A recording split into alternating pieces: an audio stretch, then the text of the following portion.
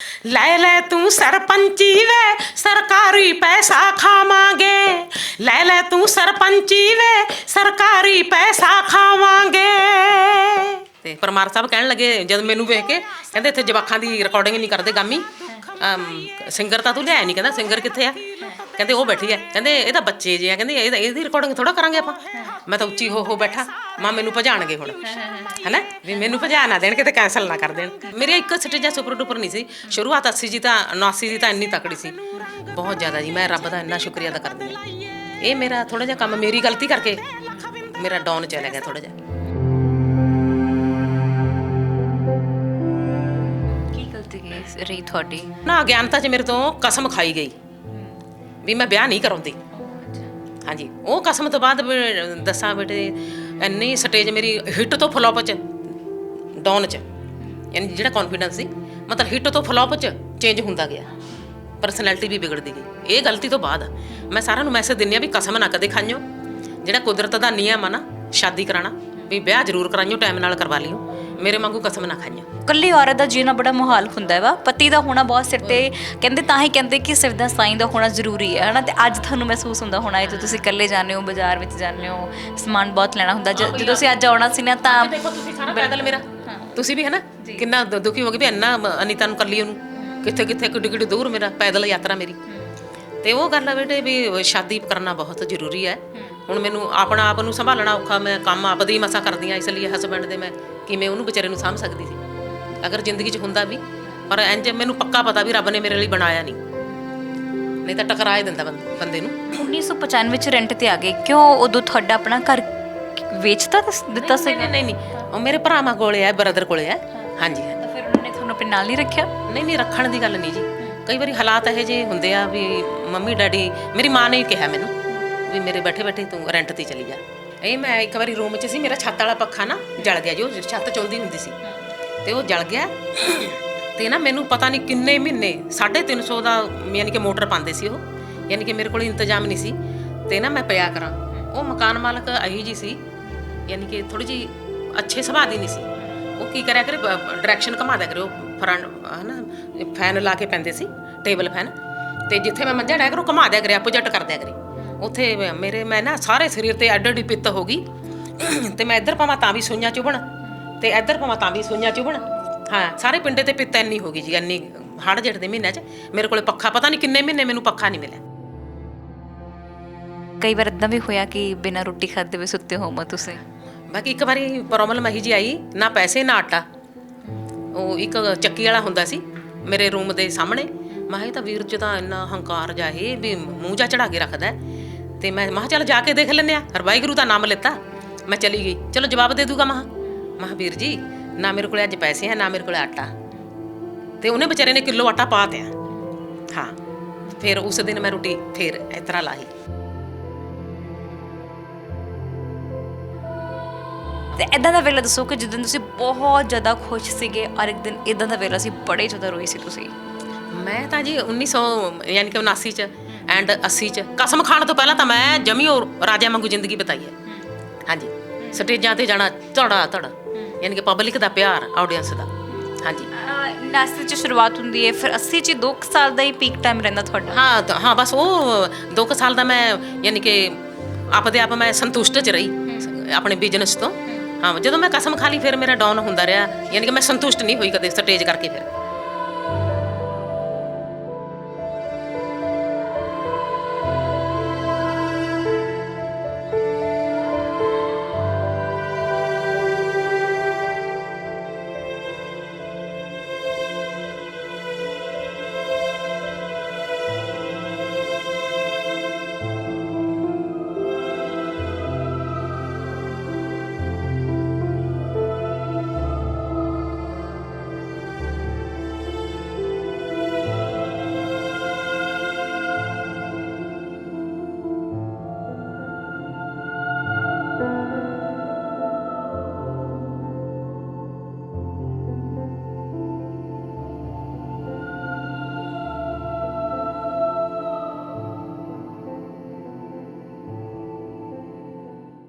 ਕਿਸਮਤ ਦੀਆਂ ਕੋਈ ਨਾ ਜਾਣੇ ਵਕਤ ਨੂੰ ਮਾਰ, ਪਾਉਂਦੀ ਏ ਕਿਸਮਤ, ਰਾਜੇ ਨੂੰ ਰੰਕ ਕਰੇ ਤੇ ਰੰਕ ਨੂੰ ਵੀ ਰਾਜ ਦਵਾਉਂਦੀ ਏ ਕਿਸਮਤ। ਇਸ ਤੇ ਚੱਲੇ ਨਾ ਜ਼ੋਰ ਕਿਸੇ ਦਾ, ਇਹ ਕੀ ਤੋਂ ਕੀ ਬਣਾਉਂਦੀ ਏ ਕਿਸਮਤ। ਇਸ ਕਿਸਮਤ ਦੇ ਖੇਡ ਨੇ ਤੇ ਰੰਗ ਨੇ ਯਾਰੋ ਬੜੇ ਹੀ ਨਿਆਰੇ, ਕਿਸੇ ਦੇ ਪੱਟੇ ਤੇ ਕਿਸੇ ਦੇ ਸਨੇ ਭਾਗ ਨੇ ਸਵਾਰੇ। ਸਿਆਣੇ ਕਹਿੰਦੇ ਨੇ ਕਿ ਇਨਸਾਨ ਆਪਣੀ ਕਿਸਮਤ ਆਪ ਬਣਾਉਂਦਾ ਹੈ, ਪਰ ਸੱਚ ਤਾਂ ਸਭ ਨੂੰ ਨਜ਼ਰ ਆਉਂਦਾ ਹੈ। ਸਤਿ ਸ਼੍ਰੀ ਅਕਾਲ, ਤੁਸੀਂ ਦੇਖ ਰਹੇ ਹੋ ਡੇਲੀ ਪੋਸਟ ਪੰਜਾਬੀ, ਮੈਂ ਹਾਂ ਮਨਦੀਪ ਕੌਰ ਸੰਧੂ। ਅੱਜ ਅਸੀਂ ਪਹੁੰਚੇ ਹੋਏ ਇੱਕ ਐਸੀ ਕਿਸਮਤ ਨਾਲ ਤੁਹਾਨੂੰ ਮਿਲਾਉਣ ਲਈ। ਇੱਕ ਸਮਾਂ ਉਹ ਸੀ 1979 ਦਾ, ਜਦ ਇੱਕਦਮ ਕਿਸਮਤ ਪਲਟੀ ਮਾਰਦੀ ਹੈ ਤਾਂ ਸਟੇਜਾਂ ਤੇ ਉਸ ਦੀ ਤੂਤੀ ਬੋਲਦੀ ਹੁੰਦੀ ਹੈ, ਆਵਾਜ਼ ਪੂਰੇ ਪੰਜਾਬ ਹੀ ਨਹੀਂ ਦੇਸ਼ਾਂ ਵਿਦੇਸ਼ਾਂ 'ਚ ਗੂੰਜਦੀ ਹੈ ਤੇ ਹੌਲੀ ਹੌਲੀ ਕਿਸਮਤ ਐਸੀ ਪਲਟੀ ਮਾਰਦੀ ਹੈ ਕਿ ਹੁਣ ਇੱਕ ਹੀ ਕਮਰਾ ਉਹਨਾਂ ਦੇ ਕੋਲ ਹੈ। ਸੋ ਕਿਵੇਂ ਇਹ ਕਿਸਮਤ ਦਾ ਦੌਰ ਬਦਲਦਾ ਹੈ, ਕਿਸਮਤ ਕਿਸ ਤਰ੍ਹਾਂ ਰੰਗ ਉਹਨਾਂ ਦੀ ਪਲਟਦੀ ਹੈ, ਬਿਲਕੁਲ ਦੱਸਾਂਗੇ। ਮੈਂ ਗੱਲ ਕਰ ਰਹੀ ਹਾਂ ਅਨੀਤਾ ਸਮਾਣਾ ਹੋਣਾ ਦੀ। ਅਨੀਤਾ ਸਮਾਣਾ ਨੂੰ ਕੌਣ ਨਹੀਂ ਜਾਣਦਾ, ਹਰ ਕੋਈ ਉਹਨਾਂ ਨੂੰ ਜਾਣਦਾ ਹੈ। ਖੂਬਸੂਰਤ ਆਵਾਜ਼ ਦੇ ਉਹ ਮਾਲਕ ਨੇ। ਸਭ ਤੋਂ ਪਹਿਲਾਂ ਡੇਲੀ ਪੋਸਟ ਪੰਜਾਬੀ ਤੇ ਉਹਨਾਂ ਦਾ ਸਵਾਗਤ ਕਰਦੇ ਹਾਂ। ਸਤਿ ਸ਼੍ਰੀ ਅਕਾਲ ਮੈਮ। ਸਤਿ ਸ੍ਰੀ ਅਕਾਲ ਜੀ, ਸਤਿ ਸ੍ਰੀ ਅਕਾਲ। ਠੀਕ ਠਾਕ ਹੋ ਜੀ ਤੁਸੀਂ? ਹਾਂਜੀ ਠੀਕ ਠਾਕ ਜੀ। ਜੀ, ਸੋ ਜਿਸ ਤਰ੍ਹਾਂ ਮੈਂ ਗੱਲ ਕੀਤੀ ਸੀ ਕਿਸਮਤ ਦੀ, 1979 ਦਾ ਉਹ ਦੌਰ ਜਦੋਂ ਅਨੀਤਾ ਸਮਾਣਾ ਹੁੰਦੀ ਸੀ, ਪਰ ਇੱਕਦਮ ਕਿਸਮਤ ਪਲਟੀ ਮਾਰਦੀ। ਆਖਰਕਾਰ ਅਜਿਹਾ ਕੀ ਹੋਇਆ ਸੀ ਕਿ ਅਨੀਤਾ ਦੀ ਕਿਸਮਤ ਨੇ ਧੋਖਾ ਦੇ ਸਕਦੇ ਹਾਂ ਜਾਂ ਕਹਿ ਲਓ, ਜਾਂ ਇੱਕਦਮ ਸਾਥ ਨਹੀਂ ਦਿੱਤਾ? ਹਾਂਜੀ, ਕਿਸਮਤ ਨੇ ਸਾਥ ਨਹੀਂ ਦਿੱਤਾ ਜੀ। ਜੀ, ਹਾਂਜੀ ਬਿਲਕੁਲ। ਕਾਰਨ ਕੀ ਰਿਹਾ? ਕਾਰਨ ਤਾਂ ਇਹ ਮੁਕੱਦਰਾਂ ਨੂੰ ਤਾਂ ਕੋਈ ਸਮਝ ਨਹੀਂ ਸਕਦਾ। ਹਾਂਜੀ, ਕਦੇ ਆਪਾਂ ਬਿਲਕੁਲ ਸਿਖਰਾਂ ਤੇ ਹੁੰਦੇ ਆ, ਕਈ ਵਾਰੀ ਜਮੀ ਥੱਲੇ।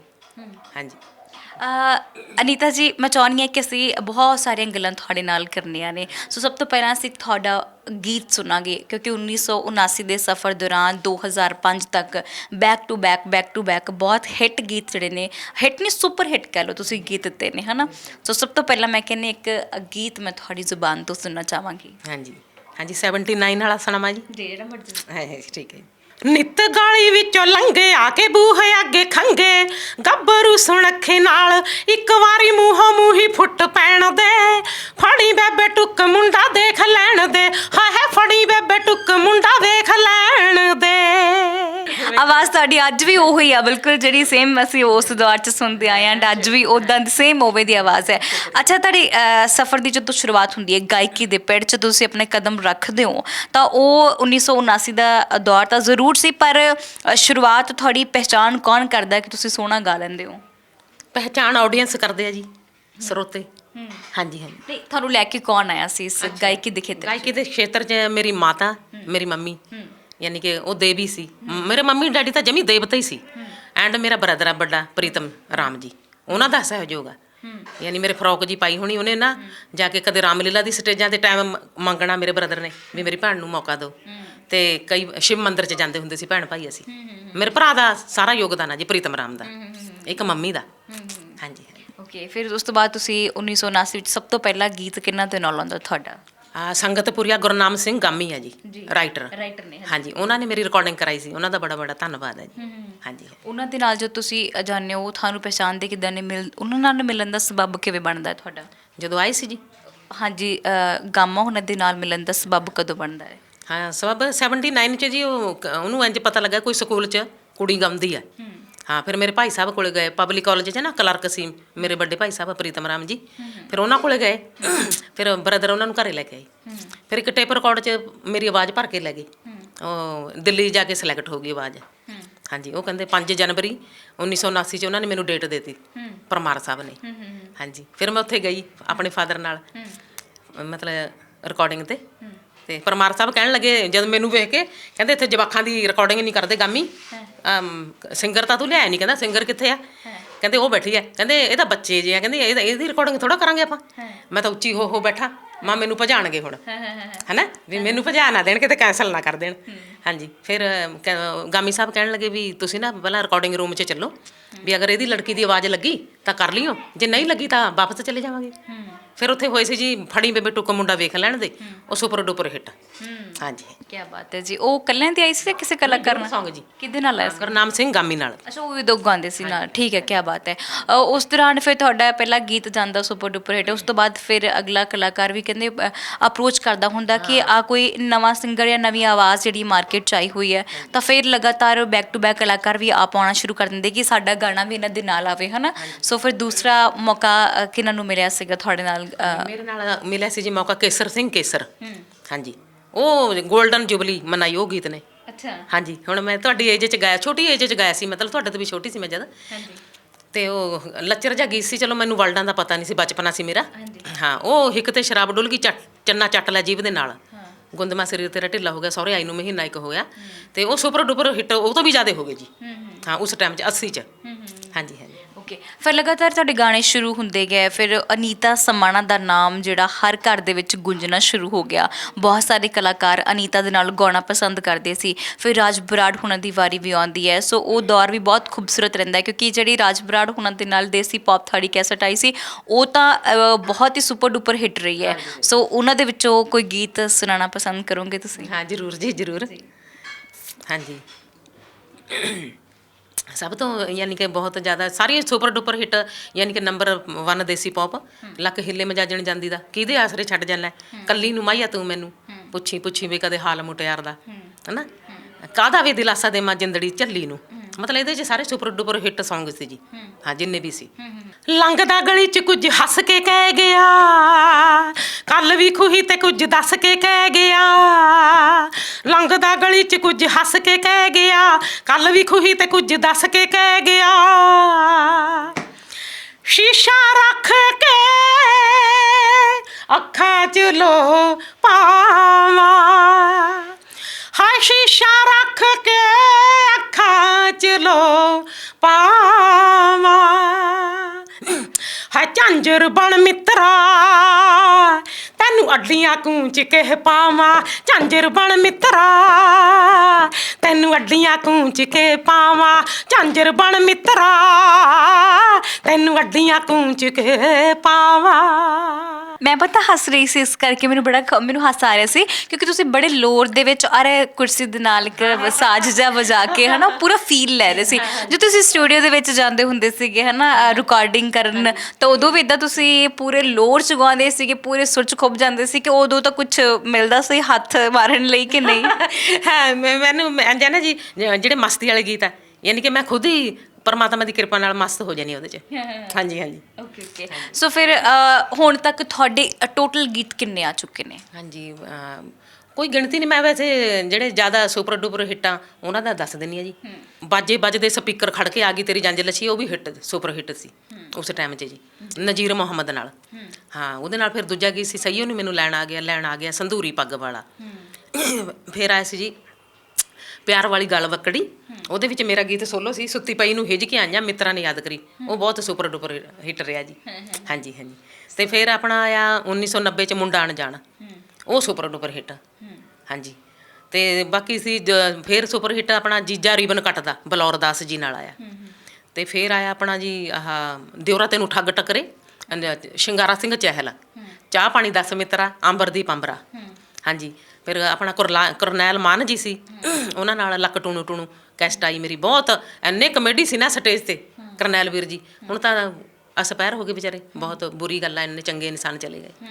ਫਿਰ ਕਰਨੈਲ ਹੀਰਾ ਸੀ ਜੀ, ਉਹਨਾਂ ਨਾਲ ਆਇਆ ਘੁੰਡ ਮੈਂ ਨਹੀਂ ਚੁੱਕਣਾ।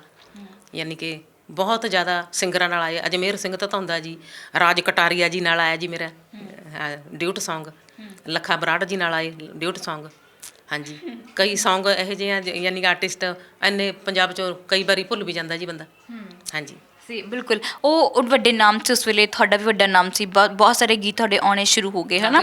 ਸੋ ਇੱਕ ਮੈਂ ਗੱਲ ਜ਼ਰੂਰ ਸੁਣਨਾ ਚਾਹਾਂਗੀ, ਜਦੋਂ ਤੁਸੀਂ ਧਰਮਸ਼ਾਲਾ ਦੇ ਵਿੱਚ ਗਏ ਸੀਗੇ, ਉਦੋਂ ਤੁਹਾਡਾ ਨਾਮ ਬਹੁਤ ਜ਼ਿਆਦਾ ਸੀ, ਉਦੋਂ ਗਾਣਾ ਸ਼ੁਰੂ ਕੀਤਾ ਸੀ, ਤੁਹਾਨੂੰ ਫਾਊਂਡੇਸ਼ਨ ਹੀ ਦਿੱਤਾ ਸੀ ਕੁੜੀ ਨੇ ਹਿਲਾਉਣ ਲਈ। ਉਹ ਤਾਂ ਇੰਝ ਸੀ ਜੀ, ਮੇਰਾ ਨਾ ਸਟੇਜ ਸੁਪਰ ਹਿੱਟ ਜਾਰੀ ਸੀ।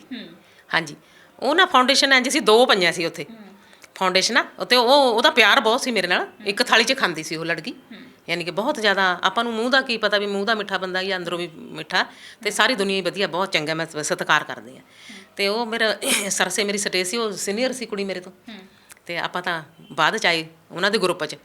ਹਾਂਜੀ, ਮੈਂ ਉਹਨਾਂ ਦਾ ਬੜਾ ਧੰਨਵਾਦ ਕਰਦੀ ਹਾਂ, ਸਤਪਾਲ ਸ਼ਰਮਾ ਜੀ ਐਂਡ ਸਤਪਾਲ ਪੁਰੀ ਜੀ। ਉਹ ਜਿੱਥੇ ਵੀ ਮੈਨੂੰ ਸੁਣ ਰਹੇ ਹੋਣ, ਯਾਨੀ ਕਿ ਜ਼ਰੂਰ ਕਮੈਂਟ 'ਚ ਲਿਖਣਾ ਵੀ ਉਹ ਸਟੇਜਾਂ ਕਿਵੇਂ ਦੀਆਂ ਸੀ ਅਨੀਤਾ ਸਮਣਾ ਦੀਆਂ। ਉਹਨਾਂ ਤੋਂ ਸ਼ੁਰੂ ਹੋਈਆਂ ਨੇ ਮੇਰੀ ਸਟੇਜ ਸਰਹੰਦ ਆਰਕੈਸਟਰੇ ਤੋਂ। ਹਾਂਜੀ, ਉੱਥੇ ਫਿਲਮੀ ਸੌਂਗ ਹਿੰਦੀ ਵੀ ਹੁੰਦੇ ਸੀ, ਹਰਿਆਣਵੀ ਵੀ ਹੁੰਦੇ ਸੀ, ਯਾਨੀ ਕਿ ਰਾਜਸਥਾਨੀ ਵੀ ਹੁੰਦੇ ਸੀ, ਪੰਜਾਬੀ ਵੀ ਹੁੰਦੇ ਸੀ, ਆਲ ਰਾਊਂਡਰ। ਹਾਂਜੀ। ਫਿਰ ਉਸ ਤੋਂ ਬਾਅਦ ਉਹਨਾਂ ਨੇ ਤੁਹਾਨੂੰ ਫਾਊਂਡੇਸ਼ਨ ਨਹੀਂ ਦਿੱਤੀ ਸੀ ਔਰ ਤੁਹਾਨੂੰ ਹਾਂ ਅੱਛਾ, ਉਹ ਕਹਿੰਦੇ ਇਹ ਲਾ ਲਾ ਮਾਂ, ਤੇਰਾ ਚਿੱਟਾ ਮੂੰਹ ਇਹਦੇ ਨਾਲ ਹੋ ਰਿਹਾ, ਮੈਂ ਤੇਰੇ ਜ਼ਿਆਦਾ ਵਧੀਆ ਇਹ ਲੱਗ ਰਹੀ ਹੈ, ਮੈਂ ਮੇਰੇ ਵੀ ਵਧੀਆ ਲੱਗੂਗੀ। ਮੈਂ ਜਦ ਸ਼ੁਰੂ 'ਚ ਮੇਕਅਪ ਨਹੀਂ ਲੈਂਦੀ ਸੀ। ਹਾਂਜੀ, ਤੇ ਕਹਿੰਦੀ ਨਾ ਇਹ ਲਾ ਲਾ। ਫਿਰ ਚੜ੍ਹਦੀ ਉਮਰ 'ਚ ਨਾ ਮੜ ਜਾ ਆ ਜਾਂਦਾ, ਚਲੋ ਨਹੀਂ ਦਿੰਦੀ, ਪਰ ਮੈਂ ਲਾਉਂਦੀ ਨਹੀਂ ਇਹ। ਮਾਂ ਛੱਡ ਪਰਾਂ ਮਾਂ। ਉਹ ਮੂੰਹ ਜਾ ਧੋਇਆ ਬਾਥਰੂਮ 'ਚ ਜਾ ਕੇ, ਆਪਾਂ ਛੱਤੇ 'ਤੇ ਜੋ ਚੜ੍ਹੇ, ਉੱਥੇ ਗੀਤ ਗਾਇਆ, ਮੇਰੀ ਗਲੀਓਂ ਸੇ ਲੋਗੋਂ ਕੀ ਯਾਰੀ बढ़ गई, कोई कहे दिल ले जा, कोई कहे दिल दे जा, लता जी ਦਾ। ਦੂਜਾ ਗੀਤ ਸੀ छोटी सी उम्र में लग गया रोग, कहते हैं लोग मैं मर जाऊंगी। ਉੱਥੇ ਤਾਂ ਜੀ ਧੁੰਮਾਂ ਪਾਤੀਆਂ ਰੱਬ ਨੇ। ਉਹ ਲੜਕੀ ਵਿਚਾਰੀ ਉੱਠਿਆ ਕਰੇ ਚੇਅਰ ਤੋਂ, ਆਡੀਅנס ਕਿਹਾ ਕਰੇ ਬਹਿ ਜਾ ਬਹਿ ਜਾ ਬਹਿ ਜਾ, ਅਸੀਂ ਤਾਂ ਅਨੀਤਾ ਸਮਣਾ ਜੀ ਨੂੰ ਸੁਣਨਾ। ਮਤਲਬ ਉਹ ਸਟੇਜ ਸੁਪਰ ਡੁਪਰ। ਮੇਰੀਆਂ ਇੱਕ ਸਟੇਜਾਂ ਸੁਪਰ ਡੁਪਰ ਨਹੀਂ ਸੀ। ਸ਼ੁਰੂਆਤ 80 ਜੀ ਤਾਂ 89 ਦੀ ਤਾਂ ਇੰਨੀ ਤਕੜੀ ਸੀ, ਬਹੁਤ ਜ਼ਿਆਦਾ ਜੀ। ਮੈਂ ਰੱਬ ਦਾ ਇੰਨਾ ਸ਼ੁਕਰੀਆ ਅਦਾ ਕਰਦੀ ਹਾਂ। ਇਹ ਮੇਰਾ ਥੋੜ੍ਹਾ ਜਿਹਾ ਕੰਮ ਮੇਰੀ ਗਲਤੀ ਕਰਕੇ ਮੇਰਾ ਡਾਊਨ ਚਲਾ ਗਿਆ ਥੋੜ੍ਹਾ ਜਿਹਾ। ਕੀ ਗਲਤੀ ਰਹੀ ਤੁਹਾਡੀ? ਮੇਰੀ ਗਲਤੀ ਇਹ ਸੀ, ਯਾਨੀ ਕਿ ਉਸ ਉਮਰ 'ਚ ਅਗਿਆਨਤਾ 'ਚ ਮੈਂ ਨਾ ਸ਼ੰਕਰ ਭਗਵਾਨ ਨੂੰ ਮੰਨਦੇ ਸੀ, ਵੱਡੇ ਭਾਈ ਸਾਹਿਬ, ਅਸੀਂ ਵੀ ਪਰਿਵਾਰ ਮੰਨਦਾ ਸੀ। ਅਤੇ ਉਹ ਨਾ ਅਗਿਆਨਤਾ 'ਚ ਮੇਰੇ ਤੋਂ ਕਸਮ ਖਾਈ ਗਈ ਵੀ ਮੈਂ ਵਿਆਹ ਨਹੀਂ ਕਰਾਉਂਦੀ। ਹਾਂਜੀ, ਉਹ ਕਸਮ ਤੋਂ ਬਾਅਦ ਦੱਸਾਂ ਬੇਟੇ, ਇੰਨੀ ਸਟੇਜ ਮੇਰੀ ਹਿੱਟ ਤੋਂ ਫਲੋਪ 'ਚ, ਡਾਊਨ 'ਚ, ਯਾਨੀ ਜਿਹੜਾ ਕੌਨਫੀਡੈਂਸ ਸੀ, ਮਤਲਬ ਹਿੱਟ ਤੋਂ ਫਲੋਪ 'ਚ ਚੇਂਜ ਹੁੰਦਾ ਗਿਆ, ਪਰਸਨੈਲਿਟੀ ਵੀ ਵਿਗੜਦੀ ਗਈ। ਇਹ ਗਲਤੀ ਤੋਂ ਬਾਅਦ ਮੈਂ ਸਾਰਿਆਂ ਨੂੰ ਮੈਸੇਜ ਦਿੰਦੀ ਹਾਂ ਵੀ ਕਸਮ ਨਾ ਕਦੇ ਖਾਈਓ। ਜਿਹੜਾ ਕੁਦਰਤ ਦਾ ਨਿਯਮ ਆ ਨਾ, ਸ਼ਾਦੀ ਕਰਾਉਣਾ ਵੀ ਵਿਆਹ ਜ਼ਰੂਰ ਕਰਾਈਓ, ਟਾਈਮ ਨਾਲ ਕਰਵਾ ਲਿਓ, ਮੇਰੇ ਵਾਂਗੂ ਕਸਮ ਨਾ ਖਾਈਓ। ਅੱਛਾ, ਤੁਸੀਂ ਕਸਮ ਖਾਈ ਸੀਗੀ ਕਿ ਤੁਸੀਂ ਵਿਆਹ ਨਹੀਂ ਕਰਾਉਣਾ, ਹੁਣ ਤੱਕ ਤੁਸੀਂ ਕਰਵਾਇਆ ਵੀ ਤਾਂ ਨਹੀਂ ਹੈ? ਨਹੀਂ ਕਰਾਇਆ ਜੀ। ਤੇ ਉਹ ਕਸਮ ਤੁਹਾਡੇ ਤੇ ਪੁੱਠੀ ਪੈ ਗਈ ਕਹਿ ਲਓ। ਪੁੱਠੀ ਪੈ ਗਈ, ਬਿਜ਼ਨਸ ਡਾਊਨ ਹੋ ਗਿਆ, ਕਾਰੋਬਾਰ। ਮੈਂ ਤਾਂ ਤੁਹਾਨੂੰ ਜਿਹੜੀਆਂ ਸਟੇਜਾਂ ਦੱਸੀਆਂ ਇਸ ਤਰ੍ਹਾਂ ਦੀਆਂ ਸੀ ਆਪਣੀਆਂ 80 ਦੀਆਂ, ਉਹ 80 'ਚ ਮੇਰੇ ਤੋਂ ਗਲਤੀ ਹੋਈ ਆ ਇਹ। ਹਾਂਜੀ। ਅੱਛਾ, 1980 ਵਿੱਚ ਤੁਸੀਂ ਕਸਮ ਖਾਧੀ ਸੀ, ਫਿਰ ਉਦੋਂ ਥੋੜੀ ਜਿਹੀ ਲੜਪਣਾ ਪਤਾ ਹੀ ਨਹੀਂ ਹੁੰਦਾ ਉਹ ਉਮਰਾਂ 'ਚ ਵੀ ਇਹ ਕੀ ਇਹਦਾ ਪੁੱਠਾ ਪਊਗਾ ਕਿ ਸਿੱਧਾ ਪਊਗਾ ਕੰਮ, ਹੈ ਨਾ ਜੀ। ਇਹ ਥੋੜਾ ਲੜਕੀਆਂ ਲਈ ਤਾਂ ਜ਼ਰੂਰ ਇਹ ਖਾਣੀ ਨਹੀਂ ਚਾਹੀਦੀ ਬੰਦੇ ਨੂੰ, ਰੱਬ ਨਾਲ ਪੰਗਾ ਨਹੀਂ ਲੈਣਾ ਚਾਹੀਦਾ। ਹਾਂਜੀ, ਫਿਰ ਮਾਫੀਆਂ ਬਹੁਤ ਮੰਗੀਆਂ, ਉਹ ਤਾੜੇ ਆਈਓ ਨਹੀਂ ਗੱਲ। ਮਤਲਬ ਜਿਹੜੀ ਮੇਰੀ ਪਰਸਨੈਲਿਟੀ ਐਂਡ ਜੋ ਹਿੱਟ ਸੀ ਮੇਰਾ ਉਹ ਸਟੇਜ ਦਾ, ਉਹ ਨਹੀਂ ਬਣੀ ਗੱਲ ਕਸਮ ਤੋਂ ਬਾਅਦ। ਆਹ ਗਲਤੀ ਹੈ ਜੀ ਮੇਰੀ। ਵੈਸੇ ਨਾ ਅੱਜ ਤੋਂ ਕੁੜੀ ਜਵਾਨ ਹੋ ਜਾਂਦੀ ਹੈ ਨਾ, ਤਾਂ ਮਾਪਿਆਂ ਨੂੰ ਬੜਾ ਫਿਕਰ ਹੁੰਦਾ ਕਿ ਅਸੀਂ ਵਿਆਹ ਕਰਨਾ ਕੁੜੀ ਦਾ, ਹੈ ਨਾ। ਤੁਹਾਨੂੰ ਰਿਸ਼ਤੇ ਆਉਂਦੇ ਵੀ ਬਹੁਤ ਹੋਣਗੇ, ਜਾਂ ਕਈ ਵਾਰ ਹੁੰਦਾ ਸੀ, ਆਮ ਤੌਰ 'ਤੇ ਦੇਖਦੇ ਹਾਂ ਕਿ ਬਹੁਤ ਸਾਰੇ ਕਲਾਕਾਰ ਹੁੰਦੇ ਨੇ ਜਿਹੜੇ ਉਹ ਆਪਣੀ ਸਹਿਯੋਗੀ ਸਾਥੀ ਦੇ ਨਾਲ ਹੀ ਵਿਆਹ ਕਰਵਾ ਲੈਂਦੇ, ਆਪਣੀ ਗਾਉਣ ਵਾਲੀ ਦੇ ਨਾਲ ਹੀ ਕਰਵਾ ਲੈਂਦੇ। ਕਦੀ ਤੁਹਾਨੂੰ ਨਹੀਂ ਕਿਸੇ ਨੇ ਪ੍ਰਪੋਜ਼ ਕੀਤਾ ਸੀ ਵਿਆਹ ਦੇ ਲਈ? ਨਹੀਂ ਬੇਟੇ, ਪ੍ਰਪੋਜ਼ ਦਾ ਇਹੋ ਜਿਹੀ ਕੋਈ ਗੱਲ ਨਹੀਂ। ਬੜੇ ਉਹਨਾਂ ਦੇ ਵੀ ਆਉਂਦੇ ਸੀ ਰਿਸ਼ਤੇ, ਜੋਬ ਵਾਲਿਆਂ ਦੇ। ਉਸ ਟਾਈਮ ਥੋੜ੍ਹਾ ਜਿਹਾ ਇਹ ਹੁੰਦਾ ਨਾ ਜੀ, ਆਪਣਾ ਕਾਰੋਬਾਰ ਵੀ ਸਿਖਰਾਂ 'ਤੇ ਸੀ ਐਂਡ ਥੋੜ੍ਹਾ ਜਿਹਾ ਖੂਬਸੂਰਤੀ ਹੁੰਦੀ ਆ ਹਰੇਕ ਲੜਕੀ 'ਚ ਉਹ ਉਮਰਾਂ 'ਚ। ਅਤੇ ਬੰਦਾ ਕਹਿੰਦਾ ਵੀ ਚੱਲ ਪਤਾ ਨਹੀਂ ਮੇਰੇ ਬਰਾਬਰ ਦੇ ਹੀ ਮਿਲੇ ਮੈਨੂੰ, ਹੈ ਨਾ। ਕਈ ਬੰਦੇ ਆਪਾਂ ਨੂੰ ਹੈ ਨਾ ਮਨ ਇੰਝ ਹੁੰਦਾ ਵੀ ਆਪਾਂ ਨੂੰ ਚੱਲ ਨਹੀਂ ਜੱਚ ਰਿਹਾ, ਆਪਾਂ ਕੀ ਲੋੜ ਆ ਸ਼ਾਦੀ ਕਰਨ ਦੀ। ਉਹ ਟਾਈਮ ਇਹ ਹੁੰਦਾ, ਵਕਤ ਹੁੰਦਾ। ਹਾਂਜੀ, ਉਸ ਟਾਈਮ ਮੇਰੇ ਤੋਂ ਵੀ ਹੋਇਆ। ਹਾਂਜੀ, ਯਾਨੀ ਕਿ ਤੁਸੀਂ ਆਪਣੇ ਘਰਦਿਆਂ ਨੂੰ ਦੱਸਤਾ ਸੀਗਾ ਕਿ ਮੈਂ ਸੌਂਗ ਖਾਦੀ, ਮੈਂ ਵਿਆਹ ਨਹੀਂ ਕਰਾਉਣਾ? ਪਤਾ, ਹਾਂਜੀ ਪਤਾ, ਬਹੁਤ ਪੱਕਾ ਪਈ ਹੋਊਗੀ ਬੜੇ। ਹਾਂ, ਨਹੀਂ ਮੈਨੂੰ ਡਾਂਟ ਤਾਂ ਫਾਦਰ ਤੋਂ ਵੀ ਇਹੋ ਜਿਹੇ ਕੰਮ ਥੋੜ੍ਹਾ ਕਰੀਦੇ ਆ। ਮੈਂ ਚਲੋ ਹੋ ਗਈ, ਹੈ ਨਾ, ਜਿਹੜੀ ਗੱਲ ਹੋ ਹੀ ਗਈ। ਆਹ ਗੱਲ ਬੜੀ ਮੇਰੇ ਤੋਂ, ਮੈਂ ਬਹੁਤ ਜ਼ਿਆਦਾ ਪਛਤਾਉਂਦੀ ਹਾਂ ਇਹ ਗਲਤੀ ਕਰਕੇ। ਨਹੀਂ, ਇਹ ਤਾਂ ਬਹੁਤ ਕੋਈ ਕਮੀ ਨਹੀਂ ਸੀ, ਇਹ ਪੋਜੀਸ਼ਨ 'ਚ ਮੈਂ ਪਹੁੰਚਦੀ ਨਹੀਂ ਸੀ। ਹਾਂਜੀ, ਵੈਸੇ ਕਹਿੰਦੇ ਆ ਨਾ ਕਿ ਹਮਸਫਰ ਦਾ ਹੋਣਾ ਬੜਾ ਜ਼ਰੂਰੀ ਹੋ ਜਾਂਦਾ, ਕਿਉਂਕਿ ਸਾਡਾ ਜਦੋਂ ਹੌਲੀ ਹੌਲੀ ਸਾਡੀ ਏਜ ਢਲਣੀ ਸ਼ੁਰੂ ਹੋ ਜਾਂਦੀ ਹੈ ਨਾ, ਤਾਂ ਇਕੱਲੀ ਔਰਤ ਦਾ ਜੀਣਾ ਬੜਾ ਮੁਹਾਲ ਹੁੰਦਾ ਵਾ। ਪਤੀ ਦਾ ਹੋਣਾ ਬਹੁਤ ਸਿਰ 'ਤੇ, ਕਹਿੰਦੇ ਤਾਂ ਹੀ ਕਹਿੰਦੇ ਕਿ ਸਿਰ ਦਾ ਸਾਈਂ ਦਾ ਹੋਣਾ ਜ਼ਰੂਰੀ ਹੈ ਨਾ। ਤੇ ਅੱਜ ਤੁਹਾਨੂੰ ਮਹਿਸੂਸ ਹੁੰਦਾ ਹੋਣਾ ਜਦੋਂ ਤੁਸੀਂ ਇਕੱਲੇ ਜਾਂਦੇ ਹੋ, ਬਾਜ਼ਾਰ ਵਿੱਚ ਜਾਂਦੇ ਹੋ, ਸਮਾਨ ਬਹੁਤ ਲੈਣਾ ਹੁੰਦਾ। ਜਦੋਂ ਤੁਸੀਂ ਅੱਜ ਆਉਣਾ ਸੀ ਨਾ, ਤਾਂ ਦੇਖੋ ਤੁਸੀਂ ਸਾਰਾ ਪੈਦਲ ਮੇਰਾ, ਤੁਸੀਂ ਵੀ ਹੈ ਨਾ ਕਿੰਨਾ ਦੁਖੀ ਹੋ ਗਏ ਵੀ ਇੰਨਾ ਅਨੀਤਾ ਨੂੰ ਇਕੱਲੀ ਉਹਨੂੰ ਕਿੱਥੇ ਕਿੱਥੇ ਕਿੱਡੀ ਕਿੱਡੀ ਦੂਰ ਮੇਰਾ ਪੈਦਲ ਯਾਤਰਾ ਮੇਰੀ। ਅਤੇ ਉਹ ਗੱਲ ਆ ਬੇਟੇ ਵੀ ਸ਼ਾਦੀ ਕਰਨਾ ਬਹੁਤ ਜ਼ਰੂਰੀ ਹੈ। ਅਤੇ ਮੈਂ ਸ਼ੰਕਰ ਭਗਵਾਨ ਦੀ ਕਸਮ ਖਾਈ, ਮੇਰੇ ਤੋਂ ਬਹੁਤ ਵੱਡੀ ਗਲਤੀ ਹੋਈ। ਮੈਂ ਭਗਵਾਨ ਸ਼ੰਕਰ ਨੂੰ ਹਜੇ ਵੀ ਕਹਿੰਦੀ ਹਾਂ, ਪਹਿਲਾਂ ਵਾਲੇ ਦਿਨ ਲਿਆ ਦੇ ਰੱਬਾ, ਮੈਨੂੰ ਮਾਫ਼ ਕਰ ਦੇ ਵੀ ਅੱਗੇ ਤੇ ਨਹੀਂ ਮੈਂ ਖਾਂਦੀ ਕਸਮ। ਹਾਂਜੀ, ਚਲੋ ਮੈਂ ਬਚਪਨਾ ਸੀ, ਨਿਆਣੀ ਸੀ, ਅਤੇ ਉਹ ਬੱਚਿਆਂ ਦੀ ਤਾਂ ਕਰ ਦਿੰਦਾ ਬੰਦਾ ਰੱਬ, ਗਲਤੀਆਂ ਮਾਫ਼। ਐਂਡ ਮੇਰੀ ਹੋਈ ਨਹੀਂ, ਪਤਾ ਨਹੀਂ ਉਹ ਗੱਲੇ ਨਹੀਂ ਬਣੀ ਦੁਬਾਰੇ। ਇਸ ਕਰਕੇ ਮੈਨੂੰ ਸੰਤੁਸ਼ਟੀ ਨਹੀਂ ਹੋਈ ਫਿਰ ਸਟੇਜ ਦੀ ਕਸਮ ਤੋਂ ਬਾਅਦ। ਹਾਂ, ਕਦੇ ਵੀ। ਉਹ 1980 Song ਖਾਦੀ ਸੀ। ਵੈਸੇ ਤੁਹਾਡੇ ਗਾਣੇ ਤਾਂ 2005 ਤੱਕ ਆਉਂਦੇ ਰਹੇ ਨੇ। ਉਹ ਗਾਣੇ ਆਉਂਦੇ ਰਹੇ, ਮੈਨੂੰ ਸਟੇਜ 'ਚ ਖੁਦ ਨੂੰ ਸੰਤੁਸ਼ਟੀ ਨਹੀਂ ਹੋਈ ਜਿਹੜੀ ਮੈਨੂੰ ਹੁੰਦੀ ਸੀ ਪਬਲਿਕ 'ਚ ਖੜ ਕੇ। ਅੱਛਾ ਜੀ। ਉਹ ਕਸਮ ਤੋਂ ਪਹਿਲਾਂ ਹੁੰਦੀ ਸੀ। ਆਹ ਗੱਲ ਹੈ ਜੀ, ਗਲਤੀਆਂ ਨਾ ਕਰੋ। ਹਾਂਜੀ, ਜਿਹੜੇ ਕੁਦਰਤ ਨੇ ਬਣਾਇਆ ਨਾ ਨਿਯਮ, ਉਹ ਉਹਦੇ ਨਾਲ ਹੀ, ਉਹਦੇ ਹੁਕਮ ਦੇ ਖਿਲਾਫ ਨਾ ਚੱਲੋ। ਹਾਂਜੀ ਹਾਂਜੀ, ਪਰਮਾਤਮਾ ਨੇ ਜੋ ਸਾਜਿਆ ਸਾਨੂੰ, ਜੋ ਤੁਹਾਨੂੰ ਧੁਰ ਤੋਂ ਲਿਖਿਆ ਹੁੰਦਾ ਉਹ ਬਿਲਕੁਲ। ਹਾਂਜੀ, ਹੁਣ ਮੈਂ ਇੱਥੇ ਦੇਖੋ ਕਿੰਨੇ ਦੁੱਖ ਭੋਗ ਰਹੀ ਹਾਂ ਤੇ ਟੈਨਸ਼ਨਾਂ 'ਚ ਰਹਿ ਕੇ, ਪਰੇਸ਼ਾਨੀਆਂ 'ਚ ਰਹਿ ਕੇ ਹੁਣ ਮੈਨੂੰ ਆਪਣਾ ਆਪ ਨੂੰ ਸੰਭਾਲਣਾ ਔਖਾ। ਮੈਂ ਕੰਮ ਆਪ ਦੀ ਮਸਾਂ ਕਰਦੀ ਹਾਂ, ਇਸ ਲਈ ਹਸਬੈਂਡ ਦੇ ਮੈਂ ਕਿਵੇਂ ਉਹਨੂੰ ਵਿਚਾਰੇ ਨੂੰ ਸਾਂਭ ਸਕਦੀ ਸੀ ਅਗਰ ਜ਼ਿੰਦਗੀ 'ਚ ਹੁੰਦਾ ਵੀ। ਪਰ ਇੰਜ ਮੈਨੂੰ ਪੱਕਾ ਪਤਾ ਵੀ ਰੱਬ ਨੇ ਮੇਰੇ ਲਈ ਬਣਾਇਆ ਨਹੀਂ ਤਾਂ ਟਕਰਾ ਹੀ ਦਿੰਦਾ ਬੰਦੇ ਨੂੰ। ਹਾਂਜੀ ਹਾਂਜੀ, ਬਿਲਕੁਲ। ਫਿਰ ਉਸ ਤੋਂ ਬਾਅਦ ਤੁਹਾਡੇ ਗਾਣੇ ਆਉਣੇ ਸ਼ੁਰੂ ਹੋ ਗਏ। ਰਾਜ ਬਰਾੜ ਹੋਣਾ ਨਾਲ ਬਹੁਤ ਸਾਰੇ ਗਾਣੇ ਆਏ। ਜਦੋਂ ਰਾਜ ਬਰਾੜ ਹੋਣਾ ਨਾਲ ਗਾਣਾ ਆਇਆ ਸੀ ਉਦੋਂ ਵੀ ਤੁਸੀਂ ਕਿਰਾਏ ਦੇ ਮਕਾਨ 'ਤੇ ਰਹਿੰਦੇ ਸੀਗੇ, ਤਾਂ ਉਹ ਤੁਹਾਨੂੰ ਲੱਭਦੇ ਕਿਵੇਂ ਆ ਕੇ ਕਿ ਤੁਸੀਂ ਇੱਥੇ ਰਹਿ ਰਹੇ ਹੋ ਔਰ ਤੁਹਾਡੇ ਨਾਲ ਗਾਣਾ ਗਾਉਣਾ ਆ? ਰਾਜ ਸਾਹਿਬ ਆਏ ਸੀ ਜੀ, ਲੱਭਦੇ ਲਵਾਂਦੇ, ਐਂਡ ਉਹਨਾਂ ਕੋਲ ਗੱਡੀ ਸੀ, ਗੱਡੀ 'ਚ ਆਏ ਸੀ ਵਿਚਾਰੇ। ਹਾਂ, ਚਲੋ ਮੇਰਾ ਜਦੋਂ ਐਡਰੈਸ ਮਿਲ ਗਿਆ ਬੜੇ ਖੁਸ਼ ਹੋਏ। ਮੈਂ ਵੀਰ ਜੀ ਚਾਹ ਪਾਣੀ ਮੈਂ ਬਣਾਉਣੀ ਆ ਤੇ ਚਾਹ ਪਾਣੀ ਦੱਸੋ ਪਹਿਲਾਂ। ਕਹਿੰਦਾ ਨਹੀਂ ਅਨੀਤਾ ਤੈਨੂੰ ਯੈਸ ਕਰਤੀ ਨਾ, ਇਹੀ ਚਾਹ ਸਾਡੇ ਲਈ, ਇਹ ਚਾਹ ਹੀ ਆ ਬਸ ਤੁਹਾਡੀ, ਹਾਂ ਸਾਡੇ ਲਈ ਚਾਹ ਹੀ ਹੈ। ਮਤਲਬ ਐਡੇ ਵੱਡੇ ਫੈਨ ਸੀ ਉਹ ਮੇਰੇ। ਹਾਂਜੀ, ਜਦੋਂ ਰਾਜ ਬਰਾੜ ਹੋਣੀ ਇਸ ਦੁਨੀਆ ਤੋਂ ਰੁਖਸਤ ਹੁੰਦੇ ਨੇ, ਉਦੋਂ ਤੁਸੀਂ ਜਾ ਕੇ ਆਏ, ਪਰਿਵਾਰ ਨੂੰ ਮਿਲ ਕੇ ਆਏ। ਅੱਜ ਸਵਤੇਜ ਹੋਣੀ ਬਹੁਤ ਸੋਹਣਾ ਗਾ ਵੀ ਰਹੇ ਨੇ ਔਰ ਉਹਨਾਂ ਦਾ ਨਵਾਂ ਗਾਣਾ ਵੀ ਆ ਚੁੱਕਾ, ਬਹੁਤ ਸੋਹਣੇ ਵੀ ਨੇ ਉਹ। ਤਾਂ ਤੁਸੀਂ ਕਦੇ ਮਿਲੇ ਉਹਨਾਂ ਨੂੰ ਤੁਸੀਂ? ਹਾਂ ਨਹੀਂ ਬੇਟੇ, ਮੈਂ ਗਈ ਸੀ ਉੱਥੇ ਭੋਗ 'ਤੇ ਗਈ ਸੀ ਤੇ ਉੱਥੇ ਜ਼ਰੂਰ ਗਈ ਹਾਂ ਮੈਂ। ਬਹੁਤ ਦੂਰ ਸੀ ਉਹਨਾਂ ਦਾ ਵਿਚਾਰਿਆਂ ਦਾ ਪਹੁੰਚੀ, ਪਰ ਕਿਉਂਕਿ ਐਡਾ ਵੱਡਾ ਦੁੱਖ, ਇਹ ਤੋਂ ਵੱਡਾ ਦੁੱਖ ਹੁੰਦਾ ਨਹੀਂ ਜ਼ਿੰਦਗੀ 'ਚ ਕਿਸੇ ਵੀ ਲਈ। ਹਾਂ, ਬਾਕੀ ਮੈਂ ਜਾਣਾ ਸੀ। ਹੁਣ ਮੈਂ ਮਲਕੇ, ਕੁਲਦੀਪ ਮਲਕੇ ਆ ਮੁੰਡਾ, ਉਹਨਾਂ ਦਾ ਸੈਕਟਰੀ ਸੀ ਰਾਜ ਸਾਹਿਬ ਦਾ ਵਿਚਾਰਾ, ਤੇ ਉਹਨੂੰ ਕਿਹਾ ਮੈਂ ਭਾਬੀ ਦਾ ਨੰਬਰ ਦਿਓ। ਉਹ ਕਹਿੰਦੇ ਉਹ ਤਾਂ ਕੈਨੇਡਾ ਚਲੇ ਗਏ ਅਨੀਤਾ ਜੀ ਹਲੇ, ਵੀ ਤੁਸੀਂ ਬਾਅਦ 'ਚ ਜਾਈਓ। ਫਿਰ ਮੈਂ, ਤੁਹਾਨੂੰ ਪਤਾ ਉਲਝਣ ਮੇਰੀ ਕਿੰਨੀ ਆ, ਹਲੇ ਮੈਂ ਜਾ ਨਹੀਂ ਸਕੀ ਭਾਬੀ ਕੋਲੇ। ਪਰ ਮੈਂ ਇਹੀ ਹੈ ਵੀ ਭਾਬੀ ਦਾ ਦੁੱਖ ਮੇਰਾ ਦੁੱਖ, ਕਿਉਂਕਿ ਕੋਈ ਫਰਕ ਨਹੀਂ ਜਿੰਨਾ ਭਾਬੀ ਨੂੰ ਆ, ਉਹ ਤੋਂ ਜ਼ਿਆਦਾ ਮੈਨੂੰ ਪਤਾ ਕਿਉਂ ਹੈ ਕਿ ਮੇਰਾ ਤਾਂ ਰੁਜ਼ਗਾਰ ਸੀ, ਨਾਲੇ ਅੱਛੇ ਇਨਸਾਨ ਚਲੇ ਗਏ। ਕਿੰਨਾ ਘਾਟਾ ਪਿਆ ਮਿਊਜ਼ਿਕ ਦੀ ਦੁਨੀਆ 'ਚ। ਹਾਂ, ਸੰਗੀਤ ਦੀ ਦੁਨੀਆ 'ਚ ਬਹੁਤ ਵੱਡਾ ਘਾਟਾ ਪਿਆ। ਰਾਜ ਸਾਹਿਬ ਦੀ ਕਮੀ ਕੋਈ ਪੂਰੀ ਨਹੀਂ ਕਰ ਸਕਦਾ। ਉਸ ਤੋਂ ਬਾਅਦ ਤੁਸੀਂ ਕੋਈ ਗਾਣਾ ਨਹੀਂ ਕੀਤਾ ਜਦੋਂ ਰਾਜ ਬਰਾੜ ਨਾਲ ਆਖਰੀ ਗੀਤ ਸੀ ਤੁਹਾਡੇ ਸਾਰੇ? ਹਾਂਜੀ, ਆਖਰੀ ਸੀ। ਤੇ ਰਾਜ ਸਾਹਿਬ ਤੋਂ ਬਾਅਦ ਮੈਂ ਸਰਕਾਰ ਨੰਬਰ 2 ਕੀਤਾ ਕੁਲਦੀਪ ਮਲਕੇ ਨਾਲ ਜੀ। ਹਾਂਜੀ, ਉਹ ਵੀ ਤੁਹਾਡਾ ਗਾਣਾ ਬੜਾ ਹਿੱਟ ਹੋਇਆ ਸੀ, ਲੈ ਲੈ ਵੇ ਸਰਪੰਚੀ ਸਰਕਾਰੀ ਪੈਸਾ ਖਾਵਾਂਗੇ, ਉਹ ਆਂਦਾ ਤੁਹਾਨੂੰ? ਹਾਂ, ਉਹ ਸੁਣਾ ਦਿਓ। ਵੇ ਮਾਈਆ ਤੈਨੂੰ ਅਜੇ ਨਾ ਆਈ ਪੂਰੀ ਦੁਨੀਆਦਾਰੀ, ਹਾਏ ਸੋਚਾਂ ਸੋਚਦਿਆਂ ਨੂੰ ਲੰਘ ਗਈ, ਸੋਚਾਂ ਸੋਚਦਿਆਂ ਨੂੰ ਲੰਘ ਗਈ 20ਵੀਂ ਸਦੀ ਵਿਚਾਰੀ। ਵੇ ਕਿਵੇਂ ਪੜ੍ਹਾਵਾਂ ਤੈਨੂੰ ਹੁਣ ਮੈਂ, ਕਿਵੇਂ ਪੜ੍ਹਾਵਾਂ ਤੈਨੂੰ ਹੁਣ ਮੈਂ, ਪੜ੍ਹ ਗਈ ਦੁਨੀਆ ਸਾਰੀ। ਆਪਾਂ ਵੀ ਘਰ ਸ਼ਾਮ ਲਾਟ ਵਿੱਚ ਕੋਠੀ ਵਰਗਾ ਪਾਵਾਂਗੇ, ਲੈ ਲੈ ਤੂੰ ਸਰਪੰਚੀ ਵੇ ਸਰਕਾਰੀ ਪੈਸਾ ਖਾਵਾਂਗੇ, ਲੈ ਲੈ ਤੂੰ ਸਰਪੰਚੀ ਵੇ ਸਰਕਾਰੀ ਪੈਸਾ ਖਾਵਾਂਗੇ। ਕਿਆ ਬਾਤ ਹੈ, ਇਹ ਤਾਂ ਸੱਚ ਆ ਹੈ ਨਾ, ਅੱਜ ਦੇ ਸਮੇਂ ਦਾ ਵੀ ਸੱਚ ਆ। ਕਿਉਂਕਿ ਆਈ ਥਿੰਕ ਕਿ ਮੈਨੂੰ ਲੱਗਦਾ ਕਿ ਪੂਰੀ ਜਦੋਂ ਸਾਡੀ ਰਹਿੰਦੀ ਦੁਨੀਆ ਹੋਏਗੀ ਤਦ ਤੱਕ ਇਹ ਜਿਹੜਾ ਗਾਣਾ ਹੈ ਬਿਲਕੁਲ ਕਟਾਸ਼ ਜਿਹੜਾ ਆ ਕੱਸਦਾ ਰਹੇਗਾ, ਕਿਉਂਕਿ ਇਹ ਤਾਂ ਰਿਐਲਿਟੀ ਹੈ ਗੀਤ ਵਿੱਚ, ਹੈ ਨਾ। ਕਦੀ ਤੁਸੀਂ, ਤੁਹਾਡੇ ਕੋਲ ਵੀ ਆਏ ਤੁਹਾਡੇ ਕੋਲ ਵੀ ਕਦੀ ਵੋਟਾਂ ਮੰਗਣ ਦੇ ਲਈ ਕਿ ਇੰਨੇ ਪੈਸੇ ਦੇਵਾਂਗੇ ਵੋਟ ਸਾਨੂੰ ਪਾਇਓ? ਨਹੀਂ, ਆਉਂਦੇ ਆ ਵੋਟਾਂ ਮੰਗਣ ਲਈ, ਜੋ ਤਾਂ ਚੱਲਦੀ ਰਹੂਗਾ ਜਦ ਤੱਕ ਸ੍ਰਿਸ਼ਟੀ ਹੈ, ਵੋਟਾਂ ਤਾਂ ਚੱਲਦੀਆਂ ਰਹਿਣਗੀਆਂ।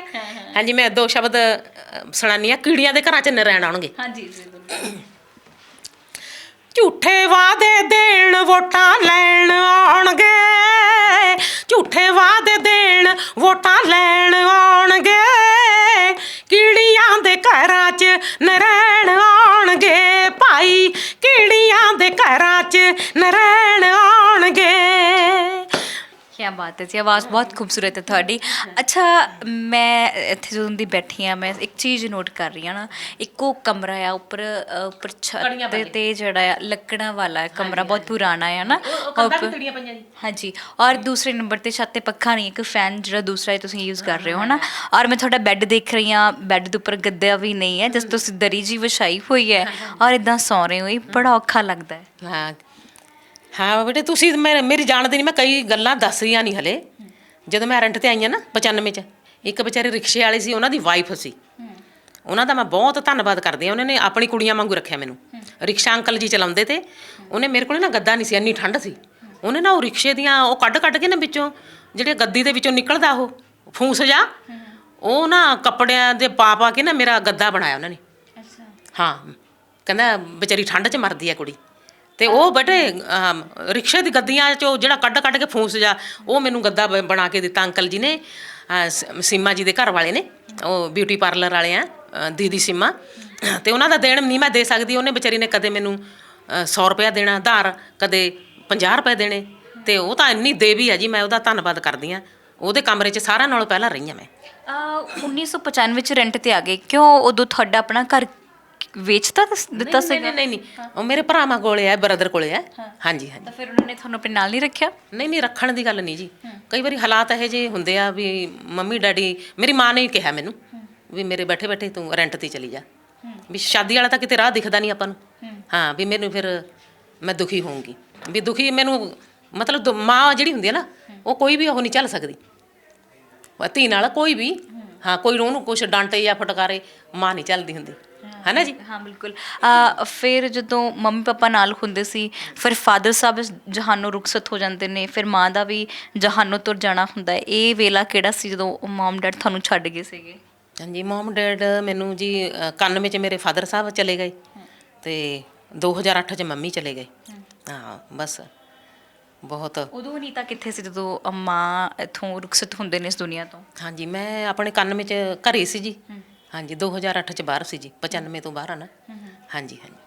2008 'ਚ ਜਦੋਂ ਮਾਤਾ ਜੀ ਦਾ ਦੇਹਾਂਤ ਹੁੰਦਾ ਹੈ ਤਾਂ ਉਸ ਵੇਲੇ ਤੁਸੀਂ ਕੀ ਕਰ ਰਹੇ ਹੋ? ਤੇ ਮਾਤਾ ਜੀ ਜਦੋਂ ਡੈਥ ਹੁੰਦੀ ਹੈ ਉਹ ਬੈੱਡ ਤੇ ਹੁੰਦੇ ਨੇ, ਤਾਂ ਤੁਸੀਂ ਉਸ ਦੌਰਾਨ ਲੱਗ ਗਏ ਸੀ ਜਦੋਂ ਦੇਹਾਂਤ ਹੁੰਦਾ? ਆਖਰੀ ਕੋਈ ਯਾਦ ਹੋਊਗੀ ਮਾਂ ਨਾਲ ਤੁਹਾਡੀ? ਹਾਂਜੀ, ਮੇਰੀਆਂ ਯਾਦਾਂ ਜੀ, ਮੈਂ ਉਹਨਾਂ ਨੂੰ ਹਾਂ ਜਾ ਕੇ ਨਹਾਉਂਦੀ ਵੀ ਸੀ, ਚਾਹੇ ਰੈਂਟ ਤੇ ਸੀ, ਪਰ ਨਹਾ ਕੇ ਆਉਣਾ, ਸ਼ੈਂਪੂ ਕਰਾ ਕੇ ਆਉਣਾ ਮੰਮੀ ਨੂੰ, ਤੇ ਦਲੀਆ ਵੀ ਬਣਾ ਕੇ ਦੇਣਾ ਜਦੋਂ ਐਂਡ ਦੱਸ ਉਹ ਸੀ। ਮੈਂ ਇੱਥੋਂ ਜਾਂਦੀ ਹੁੰਦੀ ਸੀ ਭੱਜੀ ਆਪਣੀ ਮਾਂ ਕੋਲੇ। ਆਖਰੀ ਗੱਲ ਯਾਦ ਆਉਂਦੀ ਹੈ ਮਾਤਾ ਦੀ? ਬਹੁਤ ਜ਼ਿਆਦਾ। ਉਹ ਤਾਂ ਹਮੇਸ਼ਾ ਹੀ ਨਾਲ ਰਹਿੰਦੇ ਆ, ਉਹੀ ਤਾਂ ਹੈ ਸੀ ਦੇਵੀ ਦੇਵਤਿਆਂ ਵਾਂਗੂ। ਮੇਰੇ ਮਾਤਾ ਪਿਤਾ ਦਾ ਪਿਆਰ ਦੇਖਿਆ ਜਿਹੜਾ ਮੈਂ, ਉਹ ਭੁੱਲਦਾ ਹੀ ਨਹੀਂ ਮੈਨੂੰ।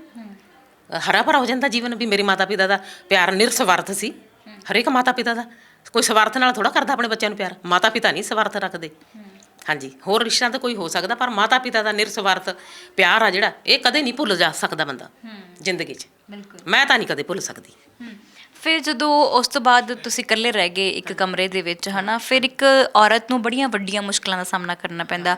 ਹਜ਼ਾਰਾਂ ਨਜ਼ਰਾਂ ਉਸ ਇਕੱਲੀ ਔਰਤ ਵੱਲ ਵੀ ਦੇਖਦੀਆਂ ਨੇ, ਕਿਉਂਕਿ ਰੱਬ ਨੇ ਇੱਕ ਔਰਤ ਨੂੰ ਬਣਾਇਆ ਹੀ ਇਵੇਂ ਦਾ ਆ, ਹੈ ਨਾ। ਕਿਉਂਕਿ ਜਦੋਂ ਅਸੀਂ ਬਾਜ਼ਾਰ 'ਚ ਜਾਂਦੇ ਤਾਂ ਤੁਹਾਨੂੰ ਬਹੁਤ ਸਾਰੇ ਲੋਕ ਦੇਖਣਗੇ, ਅੱਛਾ ਇਹ ਨੀਤਾ ਸਮਾਣਾ, ਚਾਹੇ ਉਹਦਾ ਨਾਮ ਵੀ ਸੀ। ਕਦੇ ਦਿਨ ਦਾ ਕੋਈ ਵਾਕਿਆ ਹੋਇਆ ਕਿ ਤੁਸੀਂ ਬੜੇ ਪਰੇਸ਼ਾਨ ਹੋਵੋਗੇ, ਘਰ ਆ ਕੇ ਰੋਏ ਹੋਵੋ ਕਿ ਨਹੀਂ ਮੈਂ ਹੁਣ ਬਿਲਕੁਲ ਇਕੱਲੀ ਰਹਿ ਗਈ ਹਾਂ? ਬੜਾ ਬਹੁਤ ਜ਼ਿਆਦਾ। ਇਹ ਕਿਹੜਾ ਤਾਂ ਅੱਜ ਤੱਕ ਹੈ ਜੀ ਦੁੱਖ, ਇਹ ਤਾਂ ਅੱਜ ਤੱਕ ਹੈ ਜੀਵਨ 'ਚ ਮੰਮੀ ਡੈਡੀ ਦਾ ਦੁੱਖ। ਹਾਂ, ਉਹ ਗਾਣਾ ਮੈਨੂੰ ਬੜਾ ਭਾਵੁਕ ਕਰਦਾ। ਮੈਂ ਹੁਣ ਦੇਖ ਰਹੀ ਹਾਂ ਨਾ ਇਸ ਟਾਈਮ ਘੜੀ 'ਤੇ ਕੁਝ ਸਮਾਂ, ਜਿਹੜਾ ਸ਼ਾਮ ਨੂੰ ਅਸੀਂ ਇੰਟਰਵਿਊ ਕਰ ਰਹੇ ਹੈਗੇ ਹਾਂ, 7:30 ਹੋ ਗਿਆ। ਅਰ ਤੁਸੀਂ ਦੇਖੋ ਇਸ ਟਾਈਮ 'ਤੇ ਕਿੰਨਾ ਮੱਛਰ ਵੀ ਆ ਗਿਆ ਹੈ ਨਾ ਰੂਮ ਦੇ ਵਿੱਚ। ਇਹ ਜ਼ਿੰਦਗੀ ਬੜੀ ਔਖੀ ਹੈ ਕੱਟਣੀ ਅਨੀਤਾ ਜੀ, ਹੈ ਨਾ। ਇਹ ਮੈਂ ਇੱਕ ਵਾਰੀ ਰੂਮ 'ਚ ਸੀ, ਮੇਰਾ ਛੱਤ ਵਾਲਾ ਪੱਖਾ ਨਾ ਜਲ ਗਿਆ ਜੀ। ਉਹ ਛੱਤ ਚੋਂਦੀ ਹੁੰਦੀ ਸੀ ਤੇ ਉਹ ਜਲ ਗਿਆ। ਤੇ ਨਾ ਮੈਨੂੰ ਪਤਾ ਨਹੀਂ ਕਿੰਨੇ ਮਹੀਨੇ 350 ਦਾ ਯਾਨੀ ਕਿ ਮੋਟਰ ਪਾਉਂਦੇ ਸੀ ਉਹ, ਯਾਨੀ ਕਿ ਮੇਰੇ ਕੋਲ ਇੰਤਜ਼ਾਮ ਨਹੀਂ ਸੀ। ਤੇ ਨਾ ਮੈਂ ਪਿਆ ਕਰਾਂ। ਉਹ ਮਕਾਨ ਮਾਲਕ ਇਹੀ ਜੀ ਸੀ, ਯਾਨੀ ਕਿ ਥੋੜ੍ਹੀ ਜਿਹੀ ਅੱਛੇ ਸੁਭਾਅ ਦੀ ਨਹੀਂ ਸੀ। ਉਹ ਕੀ ਕਰਿਆ ਕਰੇ, ਡਾਇਰੈਕਸ਼ਨ ਘੁਮਾ ਦਿਆ ਕਰੇ। ਉਹ ਫਰੰਟ ਹੈ ਨਾ, ਫੈਨ ਲਾ ਕੇ ਪੈਂਦੇ ਸੀ, ਟੇਬਲ ਫੈਨ, ਤੇ ਜਿੱਥੇ ਮੈਂ ਮੰਜਾ ਡਾਇਆ ਕਰੇ ਉਹ ਘੁਮਾ ਦਿਆ ਕਰੇ, ਆਪੋਜਿਟ ਕਰ ਦਿਆ ਕਰੇ। ਉੱਥੇ ਮੈਂ ਨਾ ਸਾਰੇ ਸਰੀਰ 'ਤੇ ਐਡੀ ਪਿੱਤ ਹੋ ਗਈ। ਤੇ ਮੈਂ ਇੱਧਰ ਪਾਵਾਂ ਤਾਂ ਵੀ ਸੂਈਆਂ ਚੁਭਣ, ਤੇ ਇੱਧਰ ਪਾਵਾਂ ਤਾਂ ਵੀ ਸੂਈਆਂ ਚੁਭਣ। ਹਾਂ, ਸਾਰੇ ਪਿੰਡੇ 'ਤੇ ਪਿੱਤ ਇੰਨੀ ਹੋ ਗਈ ਜੀ, ਇੰਨੀ। ਹੜ੍ਹ ਜੇਠ ਦੇ ਮਹੀਨਿਆਂ 'ਚ ਮੇਰੇ ਕੋਲ ਪੱਖਾ, ਪਤਾ ਨਹੀਂ ਕਿੰਨੇ ਮਹੀਨੇ ਮੈਨੂੰ ਪੱਖਾ ਨਹੀਂ ਮਿਲਿਆ। ਹਾਂ ਬੇਟੀ। ਹਾਂ, ਹੋਰ ਕਿਹੜਾ ਬੁਰਾ ਵਕਤ ਹੰਡਾਇਆ? ਮੈਂ ਵੇਖ ਰਹੀ ਹਾਂ ਤੁਹਾਡਾ ਸਿਲੰਡਰ ਪਿੱਛੇ ਪਿਆ ਹੋਇਆ ਸੀ ਨਾ ਸਾਡੇ, ਇੱਕੋ ਕਮਰਾ ਆ, ਔਰ ਇੱਕੇ ਕਮਰੇ ਦੇ ਵਿੱਚ ਮੈਂ ਪਹਿਲਾਂ, ਹੈ ਨਾ, ਵੈਸੇ ਅਸੀਂ ਨਾਲ ਨਾਲ ਤਸਵੀਰਾਂ ਬਾਅਦ 'ਚ ਦਿਖਾਵਾਂਗੇ, ਪਰ ਇੱਕ ਵਾਰੀ ਮੈਂ ਜ਼ਿਕਰ ਕਰ ਦਿੰਦੀ ਕਿਹੜੀਆਂ ਤਸਵੀਰਾਂ ਦਿਖਾਵਾਂਗੇ। ਮੇਰੇ ਨਾਲ ਤੁਸੀਂ ਦੇਖ ਵੀ ਸਕਦੇ ਹੋ ਕਿ ਮੇਰੇ ਪਿੱਛੇ ਜਿਹੜੀਆਂ ਤਸਵੀਰਾਂ ਇਹਨਾਂ ਅਨੀਤਾ ਹੋਣਾ ਦੀਆਂ ਲੱਗੀਆਂ ਹੋਈਆਂ, ਜਿਹੜੇ ਇਹਨਾਂ ਦੇ ਗੀਤ ਆ ਚੁੱਕੇ ਨੇ। ਅਤੇ ਕਮਰੇ ਵਿੱਚ ਇੱਕ ਹੀ ਬੈੱਡ ਹੈ, ਇੱਕ ਹੀ ਪੱਖਾ ਹੈ, ਇੱਕ ਫਰਿੱਜ ਵੀ ਜ਼ਰੂਰ ਰੱਖੀ ਹੋਈ ਹੈ, ਪਤਾ ਨਹੀਂ ਚੱਲਦੀ ਕਿ ਨਹੀਂ। ਮਦਦ ਕਰੀ ਸੀ ਜੀ ਕਿਸੇ ਭੈਣ ਭਰਾ, ਔਲਖ ਸਾਹਿਬ ਨੇ, ਵੀਰ ਔਲਖ ਹੈ, ਤੇ ਉਹ ਬਹੁਤ ਅੱਛੇ ਲਿਖਾਰੀ ਵੀ ਆ। ਉਹਨਾਂ ਨੇ ਵਿਚਾਰਿਆਂ ਨੇ ਇਹ ਬੈੱਡ ਵੀ ਦਿੱਤਾ, ਇਹ ਵੀਰ ਦੀ ਉਹ ਹੈ ਵਿਚਾਰਿਆਂ ਦੀ ਮਦਦ। ਉਹ ਵੀ ਫਰਿੱਜ ਵੀ ਦਿੱਤਾ ਉਹਨਾਂ ਨੇ। ਹਾਂਜੀ, ਇਹ ਕੁਰਸੀਆਂ ਮੇਜ਼ 'ਤੇ ਬੈਠੇ ਉਹ ਵੀ ਉਹਨਾਂ ਨੇ ਦਿੱਤੀਆਂ। ਅਤੇ ਫਿਰ ਜਿੱਦਾਂ ਮੈਂ ਸਿਲੰਡਰ ਦੇਖਿਆ ਜਾ ਕੇ, ਹੈ ਨਾ, ਕੋਈ ਭਾਂਡਾ ਤਾਂ ਤੁਹਾਨੂੰ ਘੱਟ ਹੀ ਨਜ਼ਰ ਆਇਆ ਕਮਰੇ ਦੇ ਵਿੱਚ, ਹੈ ਨਾ? ਸਾਰਾ ਸਮਾਨ ਤੁਹਾਡੇ ਆਉਣ ਤੋਂ ਪਹਿਲਾਂ ਕੱਢਿਆ ਜੀ, ਕਿਉਂ 1995 ਤੋਂ ਲੈ ਕੇ ਉਹ ਕਬਾੜੇ ਬਣ ਗਿਆ ਸਮਾਨ ਵੀ ਮੇਰਾ। ਹਾਂਜੀ ਹਾਂਜੀ, ਉਹ ਇੰਨਾ ਉਹਦਾ ਸਟੈਂਡਰਡ ਹੈ ਨਹੀਂ, ਇਸ ਲਈ ਮੈਂ ਤੁਹਾਨੂੰ ਕਮਰਾ ਸਾਫ਼ ਕਰਕੇ ਆਉਣ ਤੋਂ ਪਹਿਲਾਂ। ਤੇ ਹਾਂਜੀ ਉਹ ਮੈਂ ਬਾਹਰ ਕੱਢ ਦਿੰਦੀ ਹੁੰਦੀ ਹਾਂ। ਓਹੋ ਅੱਛਾ, ਜਦੋਂ ਕਈ ਵਾਰ ਇਦਾਂ ਵੀ ਹੋਇਆ ਕਿ ਬਿਨਾਂ ਰੋਟੀ ਖਾਦੇ ਹੋਏ ਸੁੱਤੇ ਹੋਵੋ ਤੁਸੀਂ? ਬਾਕੀ ਇੱਕ ਵਾਰੀ ਪ੍ਰੋਬਲਮ ਇਹੀ ਜਿਹੀ ਆਈ, ਨਾ ਪੈਸੇ ਨਾ ਆਟਾ। ਉਹ ਇੱਕ ਚੱਕੀ ਵਾਲਾ ਹੁੰਦਾ ਸੀ ਮੇਰੇ ਰੂਮ ਦੇ ਸਾਹਮਣੇ। ਮੈਂ ਕਿਹਾ ਇਹ ਤਾਂ ਵੀਰ 'ਚ ਤਾਂ ਇੰਨਾ ਹੰਕਾਰ ਜਾ ਇਹ ਵੀ ਮੂੰਹ ਜਾ ਚੜਾ ਕੇ ਰੱਖਦਾ। ਤੇ ਮੈਂ ਕਿਹਾ ਚੱਲ ਜਾ ਕੇ ਦੇਖ ਲੈਂਦੇ ਹਾਂ। ਵਾਹਿਗੁਰੂ ਦਾ ਨਾਮ ਲਿੱਤਾ, ਮੈਂ ਚਲੀ ਗਈ। ਚਲੋ ਜਵਾਬ ਦੇ ਦੂਗਾ। ਮੈਂ ਕਿਹਾ ਵੀਰ ਜੀ ਨਾ ਮੇਰੇ ਕੋਲ ਅੱਜ ਪੈਸੇ ਆ, ਨਾ ਮੇਰੇ ਕੋਲ ਆਟਾ। ਤੇ ਉਹਨੇ ਵਿਚਾਰੇ ਨੇ ਕਿਲੋ ਆਟਾ ਪਾ ਤਿਆ। ਹਾਂ ਫਿਰ ਉਸ ਦਿਨ ਮੈਂ ਰੋਟੀ ਫਿਰ ਇਸ ਤਰ੍ਹਾਂ ਲਾਹੀ। ਫਿਰ ਇੱਕ ਰੂਮ ਮੈਨੂੰ ਇਹੋ ਜਿਹਾ ਮਿਲਿਆ, ਮੈਂ ਸਸਤੇ ਕਰਕੇ ਲੈ ਲਿਆ। ਉਹ ਚੁਬਾਰਾ ਸੀ ਜੀ, ਚੁਬਾਰਾ ਸੀ, ਐਂਟੀਐਨ ਲੱਗਿਆ ਹੋਇਆ ਸੀ ਜਦ ਟੀਵੀ ਦਾ ਉਹਨਾਂ ਦਾ ਚੁਬਾਰੇ ਤੇ ਉਹ ਚੋਣ ਲੱਗੀ ਸਾਰੀ ਛੱਤ। ਇੱਕ ਖੁੰਝੇ ਜਿਹੇ 'ਚ ਥੋੜ੍ਹਾ ਜਿਹਾ ਟਾਈਮ ਬਚਿਆ, ਉੱਥੇ ਮੈਂ ਰੋਟੀ ਲਾਵਾਂ ਤੇ ਉਹ ਸਾਰੇ ਕਰੰਟ ਆ ਗਿਆ। ਹਾਂ ਹਾਂ ਫਿਰ ਹਾਂ ਪਰ ਘਰੋਂ ਮੇਰਾ ਫਿਰ ਇੱਕ ਭਤੀਜਾ ਉਹ ਵਿਚਾਰਾ ਆਇਆ ਜਦੋਂ ਦੇਖਣ, ਤੇ ਉਹ ਮੈਨੂੰ ਫਿਰ ਘਰੇ ਲੈ ਗਿਆ। ਭੂਆ ਇੱਥੇ ਤਾਂ ਸਾਰਾ ਕਰੰਟ ਆ ਰਿਹਾ ਸਾਰੇ ਕਮਰੇ 'ਚ। ਹਾਂ ਉਹ ਮੈਨੂੰ ਘਰੇ ਲੈ ਗਿਆ। ਫਿਰ ਵੀ ਖਾਲੇ ਤੂੰ ਜਦ ਤੱਕ ਵਧੀਆ ਕਮਰਾ ਨਹੀਂ ਮਿਲਦਾ ਵੀ ਤੂੰ ਘਰੇ ਚੱਲ। ਹਾਂ ਮੀਂਹ ਪਵੇ ਇੰਨਾ ਛੱਤ ਚੋਵੇ। ਕਦੇ ਹੁਣ ਵੀਰ ਨੇ ਕਿਹਾ ਨਹੀਂਗਾ ਕਿ ਮੇਰੇ ਵੱਲ ਹੀ ਰਹਿ ਲੈ, ਕੋਈ ਗੱਲ ਨਹੀਂ, ਜਿਹੜੀ ਰਹਿੰਦੀ ਜ਼ਿੰਦਗੀ ਹੈ? ਉਹ ਕਹਿੰਦੇ ਆ ਜੀ। ਹਾਂ ਮੇਰੇ ਪੇਕੇ ਤਾਂ ਬਹੁਤ ਹੀ ਚੰਗੇ ਆ ਵਿਚਾਰੇ। ਯਾਨੀ ਕਿ ਉਹਨਾਂ ਦੀ ਜਿੰਨੀ ਮੈਂ ਮਦਦ ਕਰਨਾ ਚਾਹੁੰਦੀ ਸੀ, ਹੁਣ ਆਪਣੀ ਮਿਹਨਤ ਤੇ ਸਦਕਾ ਉਹਨਾਂ ਨੇ ਸਭ ਵਿਚਾਰੇ ਨੇ ਸਾਰੇ ਕੰਮ ਆਪ ਕਰ ਰਹੇ ਆ ਮਿਹਨਤ ਕਰ ਕਰਕੇ। ਤੇ ਉਹਨਾਂ ਨੂੰ ਜਿਹੜੇ ਕੁਛ ਮੈਂ ਉਹਨਾਂ ਦੀ ਮਦਦ ਕਰਨਾ ਚਾਹੁੰਦੀ ਸੀ ਉਹ ਮੈਂ ਕਰ ਨਹੀਂ ਪਾਈ, ਕਿਉਂਕਿ ਮੈਂ 95 'ਚ ਬਾਹਰ ਆ ਗਈ। ਹਾਂ ਉਹਨਾਂ ਨੇ ਮਿਹਨਤ ਮਜ਼ਦੂਰੀਆਂ ਕਰ ਪਤਾ ਨਹੀਂ ਕਿਵੇਂ ਵਿਚਾਰਿਆਂ ਨੇ ਆਪਣਾ ਗੁਜ਼ਾਰਾ ਕਰ ਰਹੇ ਆ ਉਹ। ਹਾਂਜੀ ਗਰੀਬੀ ਬੜੀ ਚੀਜ਼ਾਂ ਦਿਖਾ ਦਿੰਦੀ ਹੈ ਸਾਨੂੰ। ਭੁੱਖ, ਜਦੋਂ ਭੁੱਖ ਲੱਗਦੀ ਹੈ ਨਾ, ਭੁੱਖੇ ਸੌਣਾ ਪੈਂਦਾ ਹੈ, ਤਾਂ ਉਹ ਵੀ ਦਿਨ ਯਾਦ ਆਉਂਦੇ ਨੇ ਜਿਹੜੇ ਅਸੀਂ ਨਹੀਂ ਗੁਜ਼ਾਰੇ ਹੁੰਦੇ। ਉਹ ਵੀ ਦਿਨ ਯਾਦ ਆਉਂਦੇ ਜਿਹੜੇ ਅਸੀਂ ਬੜੇ ਸੋਹਣੇ ਗੁਜ਼ਾਰੇ ਹੁੰਦੇ ਨੇ। ਤੇ ਇੱਦਾਂ ਦਾ ਵੇਲਾ ਦੱਸੋ ਕਿ ਜਿੱਦਣ ਤੁਸੀਂ ਬਹੁਤ ਜ਼ਿਆਦਾ ਖੁਸ਼ ਸੀਗੇ, ਔਰ ਇੱਕ ਦਿਨ ਇੱਦਾਂ ਦਾ ਵੇਲਾ ਸੀ ਬੜੇ ਜ਼ਿਆਦਾ ਰੋਏ ਸੀ ਤੁਸੀਂ। ਮੈਂ ਤਾਂ ਜੀ 1979 'ਚ ਐਂਡ 80 'ਚ ਕਸਮ ਖਾਣ ਤੋਂ ਪਹਿਲਾਂ ਤਾਂ ਮੈਂ ਜਮੀ ਉਹ ਰਾਜਿਆਂ ਵਾਂਗੂ ਜ਼ਿੰਦਗੀ ਬਿਤਾਈ ਹੈ। ਹਾਂਜੀ ਸਟੇਜਾਂ 'ਤੇ ਜਾਣਾ ਧੜਾ ਧੜ, ਯਾਨੀ ਕਿ ਪਬਲਿਕ ਦਾ ਪਿਆਰ, ਆਡੀਅੰਸ ਦਾ। ਹਾਂਜੀ 79 'ਚ ਸ਼ੁਰੂਆਤ ਹੁੰਦੀ ਹੈ, ਫਿਰ 80 'ਚ 2 ਸਾਲ ਦਾ ਹੀ ਪੀਕ ਟਾਈਮ ਰਹਿੰਦਾ ਤੁਹਾਡਾ? ਹਾਂ ਹਾਂ ਬਸ ਉਹ 2 ਸਾਲ ਦਾ ਮੈਂ ਯਾਨੀ ਕਿ ਆਪਦੇ ਆਪ ਮੈਂ ਸੰਤੁਸ਼ਟ 'ਚ ਰਹੀ ਆਪਣੇ ਬਿਜ਼ਨਸ ਤੋਂ। ਹਾਂ ਜਦੋਂ ਮੈਂ ਕਸਮ ਖਾ ਲਈ ਫਿਰ ਮੇਰਾ ਡਾਊਨ ਹੁੰਦਾ ਰਿਹਾ, ਯਾਨੀ ਕਿ ਮੈਂ ਸੰਤੁਸ਼ਟ ਨਹੀਂ ਹੋਈ ਕਦੇ ਸਟੇਜ ਕਰਕੇ ਫਿਰ। ਹਾਂਜੀ ਹਾਂਜੀ ਓਕੇ ਫਿਰ ਉਸ ਤੋਂ ਬਾਅਦ ਲਗਾਤਾਰ ਮੈਂ ਪੁੱਛਿਆ ਸੀਗਾ ਕਿ ਉਹ ਤੁਹਾਡਾ ਦੁੱਖ ਵਾਲਾ, ਤੇ ਬੜੇ ਹੱਸੇ ਹੋਮੋ, ਖੁਸ਼ ਹੋਏ ਹੋਮੋ? ਹਾਂ ਇੰਨੀ ਖੁਸ਼ ਹੈ।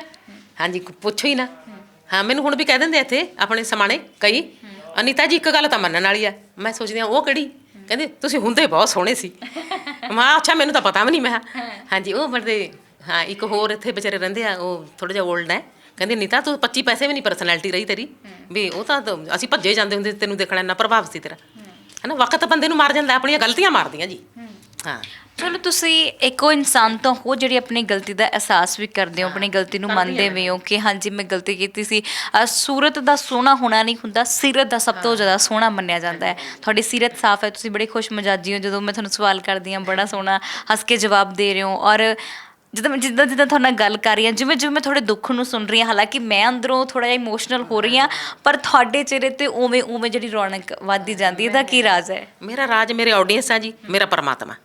ਯਾਨੀ ਕਿ ਜਿਹੜਾ ਮੇਰੇ ਫੈਨਜ ਹੈ, ਸਰੋਤੇ ਆ, ਯਾਨੀ ਕਿ ਇੱਕ ਅਕਾਲ ਪੁਰਖ ਦਾ ਉਹਦੇ ਕਰਕੇ ਖੁਸ਼ ਰਹਿੰਦੀ ਹਾਂ, ਇੱਕ ਮੇਰੇ ਫੈਨਜ ਕਰਕੇ ਮੈਂ ਖੁਸ਼ ਰਹਿੰਦੀ ਹਾਂ। ਇਹ ਖੁਸ਼ੀ ਦਾ ਰਾਜ ਮੇਰੇ ਫੈਨਜ ਸਰੋਤੇ ਆ। ਜਦ ਤੱਕ ਤੁਸੀਂ ਹੋ ਮੇਰੇ ਨਾਲ ਮੈਂ ਡੋਲਦੀ ਨਹੀਂ, ਬਸ ਇਹ ਖੁਸ਼ੀ ਦਾ ਰਾਜ ਹੈ। ਹਾਂਜੀ ਬਹੁਤ ਲੋਕ ਜਦੋਂ ਤੁਹਾਡੀ ਵੀਡੀਓ ਵਾਇਰਲ ਹੋਈ ਸੀ ਤੁਹਾਡੇ ਕਿ ਤੁਸੀਂ ਇਸ ਤਰ੍ਹਾਂ ਦੀ ਗੁਰਬਤ ਦੀ ਜ਼ਿੰਦਗੀ ਬਤੀਤ ਕਰ ਰਹੇ ਹੋ, ਔਰ ਬਹੁਤ ਲੋਕ ਮਿਲਣ ਵੀ ਆਏ ਹੋਣਗੇ, ਉਹਨਾਂ ਵਿੱਚੋਂ ਕਿਹੜੇ ਲੋਕ ਸੀ ਜੋ ਮਿਲ ਕੇ ਮਦਦ ਵੀ ਕਰਦੇ ਸੀ? ਉਹਨਾਂ 'ਚੋਂ ਕਿਹੜੇ ਲੋਕ ਸੀ ਜੋ ਕਹਿੰਦੇ ਸੀ ਕਿ ਵਧੀਆ ਇਹਦੇ ਨਾਲ ਐਵੇਂ ਹੋਣਾ ਚਾਹੀਦਾ ਸੀਗਾ?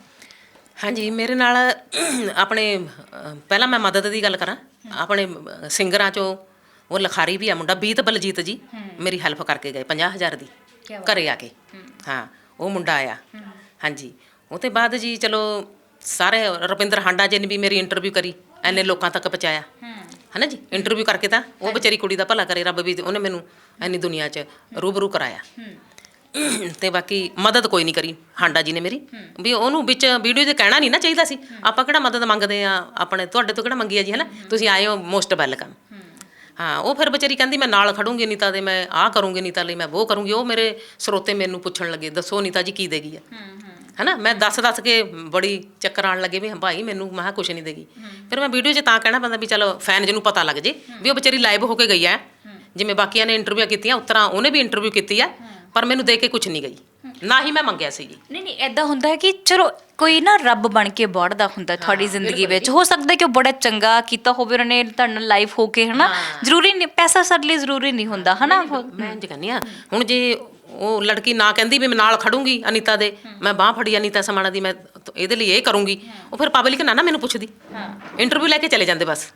ਹਾਂ, ਉਹਨਾਂ ਦਾ ਇਹੀ ਹੈ, ਉਹ ਲੜਕੀ ਵਿਚਾਰੀ ਜੋ ਕਹੇਗੀ ਉਹ ਫਿਰ ਪਬਲਿਕ ਕਹਿੰਦੀ ਉਹ ਕਰਦੀ ਕਿਉਂ ਨਹੀਂ, ਪੰਗਾ ਇਹ ਪੈ ਜਾਂਦਾ, ਹਨਾ। ਉਹ ਤਾਂ ਇੰਟਰਵਿਊ ਲੈ ਕੇ ਗਈ ਆ, ਮਹਾਂ ਵਿਚਾਰੀ ਵੀ ਮਦਦ ਨਾ ਮੈਂ ਮੰਗੀ ਆ ਨਾ ਉਹ ਕਰਕੇ ਗਈ ਹੈ।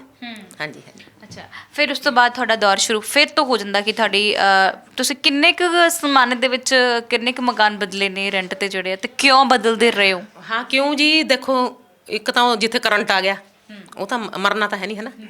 ਹਾਂਜੀ, ਤੇ ਬਾਕੀ ਉਹਦੇ ਬੇਟੇ ਦੀ ਸ਼ਾਦੀ ਸੀ ਜਿਹੜੀ ਮੈਂ ਦੱਸੀ ਆ ਦੀਦੀ ਦੀ, ਹਾਂ, ਸੀਮਾ ਬਿਊਟੀ ਪਾਰਲਰ, ਉਹਨਾਂ ਦੇ ਬੇਟੇ ਦੀ ਸ਼ਾਦੀ ਸੀ, ਉਹਨਾਂ ਨੂੰ ਕਮਰੇ ਦੀ ਲੋੜ ਪੈ ਗਈ। ਹਾਂਜੀ, ਇੱਕ ਕਮਰਾ ਜਿੱਥੇ ਐਪੋਜਿਟ ਪੱਖਾ ਕਰ ਲੈਂਦੇ ਤੇ ਉਹ ਮੈਂ ਨਾ ਭੁੱਖੀ ਪਿਆਸੀ ਜਾਇਆ ਕਰਾਂ, ਉਹਨਾਂ ਨੂੰ ਲੋੜ ਸੀ, ਉਹਦੀ ਬੇਟੀ ਦਾ ਵਿਆਹ ਸੀ, ਸ਼ਾਦੀ ਸੀ, ਤੇ ਮੈਂ ਜਾਇਆ ਕਰਾਂ ਭੁੱਖੀ ਪਿਆਸੀ, ਚਾਹ ਨਾ ਪੀਆ ਕਰਾਂ, ਪਤਾ ਨਹੀਂ ਐਡੀ ਦੂਰ ਜਾਇਆ ਕਰਾਂ ਮੈਂ, ਜਿੱਥੇ ਬੱਸ ਸਟੈਂਡ ਆ ਤੁਸੀਂ ਦੇਖਿਆ ਅੱਜ? ਹਾਂਜੀ, ਹਾਂ, ਉਹ ਪਤਾ ਨਹੀਂ ਕਿੰਨੇ ਕਿਲੋਮੀਟਰ ਪੈ ਜਾਂਦਾ ਜਿੱਥੋਂ ਮੈਂ ਜਾਂਦੀ ਸੀ, ਭੁੱਖੀ ਪਿਆਸੀ ਆਇਆ ਕਰਾਂ, ਮੈਨੂੰ ਕਮਰਾ ਨਾ ਲੱਭਿਆ ਕਰੇ। ਉਹ ਕੁੜੀ ਕਿਹਾ ਕਰੇ, ਆਂਟੀ ਜੀ ਤੁਸੀਂ ਤਾਂ ਗੇੜਾ ਮਾਰ ਕੇ ਆ ਜਾਂਦੇ ਹੋ, ਜੇ ਲੱਭਣਾ ਹੋਵੇ ਇੱਕ ਦਿਨ 'ਚ ਕਮਰਾ ਲੱਭ ਜਾਂਦਾ। ਮਹਾ ਮੈਨੂੰ ਕਿਹੜਾ ਚਾਅ ਹੈ, ਭੁੱਖੀ ਪਿਆਸੀ ਜਾਂਦੀ ਆ ਤੇ ਮੈਨੂੰ ਕਮਰਾ ਹੀ ਲੱਭਣ ਜਾਂਦੀ ਹਾਂ। ਮੈਂ ਮਤਲਬ ਇਹੋ ਜਿਹੇ ਮੁਸੀਬਤਾਂ ਤਕਲੀਫਾਂ ਦਾ ਬਹੁਤ ਜ਼ਿਆਦਾ ਦੁੱਖ ਰਹੇ ਆ ਜ਼ਿੰਦਗੀ 'ਚ। ਇੱਕ ਸਮਾਂ ਵੀ ਹੈ ਕਿ ਜਦੋਂ ਤੁਸੀਂ ਲਿਫਾਫੇ ਬਣਾਉਣੇ ਵੀ ਸ਼ੁਰੂ ਕੀਤੇ ਸੀ, ਹਨਾ, ਉਹ ਵੀ ਵੇਲਾ ਹੈਗਾ ਸੀਗਾ। ਮਕਾਨ ਮਾਲਕ ਸੀ ਆਪਣੇ ਸਮਾਣੀ 'ਚ, ਉਹਨਾਂ ਦੀ ਬੇਟੀ ਬਣਾਉਂਦੀ ਹੁੰਦੀ ਸੀ। ਮੈਂ ਕਿਹਾ ਨੀਤਾ ਤੂੰ 1 ਰੁਪਇਆ ਵੀ ਕਮਾਇਆ ਕਰ ਰੋਜ਼, ਜੇ ਬਿਜ਼ਨਸ ਨਹੀਂ ਚੱਲ ਰਿਹਾ, ਕਾਰੋਬਾਰ ਠੱਪ ਹੈ, ਤੇ ਮੈਂ ਫਿਰ ਲਿਫਾਫੇ ਜੇ ਬਣਾਇਆ ਕਰਾਂ, ਉਹਨੂੰ ਦੇਖ ਕੇ ਮੈਂ ਵੀ ਸਿੱਖ ਲਏ। ਮੈਂ 1 ਰੁਪਇਆ ਤਾਂ ਕਮਾ, ਤੂੰ ਕਮ ਸੇ ਕਮ 30 ਰੁਪਏ ਤਾਂ ਮਹੀਨੇ 'ਚ ਜੇ ਉਹਨੇ ਵੀ ਬਣਦੇ ਆ। ਹਾਂ, ਉਹ ਫਿਰ ਉਹ ਕੁੜੀ ਜ਼ਿਆਦਾ ਵਿਚਾਰੀ, ਉਹ ਤਜਰਬਾ ਸੀ ਉਹਨੂੰ, ਉਹ ਜ਼ਿਆਦਾ ਬਣਾਇਆ ਕਰਦੀ ਸੀ ਵਧੀਆ। ਉਹ ਤਾਂ 450-400 ਕਮਾ ਲਿਆ ਕਰੇ ਵਿਚਾਰੀ, ਮੇਰੇ ਤਾਂ ਕੁਝ ਬਣਿਆ ਨਾ ਕਰੇ, ਬਣਾਉਂਦੀ ਰਹੀ ਪਰ ਮੈਂ। ਚਲੋ ਮਿਹਨਤ ਤਾਂ ਕੀਤੀ ਨਾ ਤੁਸੀਂ, ਹੱਥ ਪੈਰ ਤਾਂ ਮਾਰੇ ਨਾ, ਇਹ ਤਾਂ ਨਹੀਂ ਕਿਹਾ ਕਿ ਮੈਂ ਤਾਂ ਇੱਕ ਸਿੰਗਰ ਸੀ, ਕਲਾਕਾਰ ਸੀ, ਮੈਨੂੰ ਤਾਂ ਲੋਕ ਘਰ ਦੇਖ ਕੇ ਜਾਣ, ਹਨਾ। ਤੁਸੀਂ ਮਿਹਨਤ ਤਾਂ ਕਰਦੇ ਰਹੇ ਹੋ ਨਾ। ਫਿਰ ਇੱਕ ਵੇਲਾ ਉਹ ਆਉਂਦਾ ਹੈ ਕਿ ਜਦੋਂ ਅਨੀਤਾ ਇਹ ਸੋਚਦੇ ਨੇ ਕਿ ਮੈਂ ਆਤਮ ਹੱਤਿਆ ਕਰ ਲਵਾਂ, ਉਹ ਕਿਉਂ ਸੋਚਿਆ ਸੀਗਾ ਮੈਂ ਸੁਸਾਈਡ ਕਰਾਂ? ਉਹ ਇੰਝ ਸੀ ਜੀ, ਫਿਰ ਹੁਣ ਮੇਰੇ ਕੋਲ ਪੈਸੇ ਨਹੀਂ ਸੀ ਭੋਰਾ ਵੀ, ਮਕਾਨ ਮਾਲਕ ਕਈ ਆਪਾਂ ਨੂੰ ਇਹੋ ਜਿਹੇ ਵੀ ਹੁੰਦੇ ਆ ਵਿਚਾਰੇ ਵੀ ਦਿੰਦੀ ਕਾਹਤੇ ਨਹੀਂ ਕਰਾਇਆ, ਹਨਾ। ਫਿਰ ਮੈਂ ਰਾਜ ਸਾਹਿਬ ਕੋਲੇ ਫੋਨ ਕੀਤਾ, ਪਰੇਸ਼ਾਨੀ ਜ਼ਿਆਦਾ ਵੱਧ ਗਈ। ਮਾ ਚੰਗਾ ਉਹ ਆਹੀ ਮੁਸੀਬਤ, ਹਨਾ। ਜਦ ਹੈ ਨਹੀਂ, ਆਪਾਂ ਸੱਚੇ ਸੁੱਚੇ ਬੰਦੇ ਆ, ਆਪਾਂ ਕਿਹੜਾ ਝੂਠ ਬੋਲਦੇ ਆ, ਜੇ ਆਪਣੇ ਪਏ ਆ ਪੈਸੇ ਆਪਾਂ ਜਦੀ ਫੜਾਵਾਂਗੇ, ਕਿਸੇ ਤੋਂ ਕਹਾਣ ਦੀ ਤਾਂ ਆਪਾਂ ਨੂੰ ਆਪਾਂ ਬੇਇੱਜ਼ਤੀ ਥੋੜਾ ਕਰਾਵਾਂਗੇ, ਜੇ ਹੋਣ ਪੈਸੇ ਜਦੀ ਦੇ ਦਿੰਦਾ ਬੰਦਾ।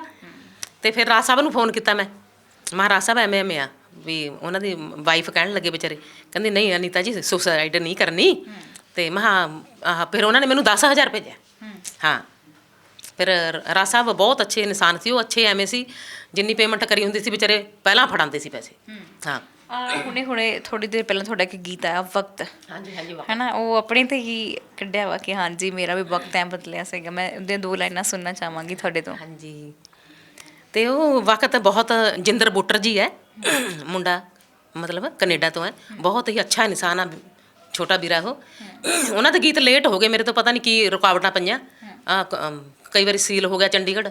ਹੁਣ 2 ਗੀਤ ਰਿਕਾਰਡ ਹੋਏ ਪਏ ਆ, ਤੇ ਉਹਨਾਂ ਦੀ ਸ਼ੂਟਿੰਗ ਕਰਨੀ ਆ, ਸੋਲੋ ਗੀਤ ਹੈ। ਡਿਊਟ ਹਲੇ ਮੈਂ ਮਤਲਬ ਰਿਕਾਰਡਿੰਗ ਕਰਨ ਜਾਊਂਗੀ 1 ਅੱਧੇ ਦਿਨ 'ਚ।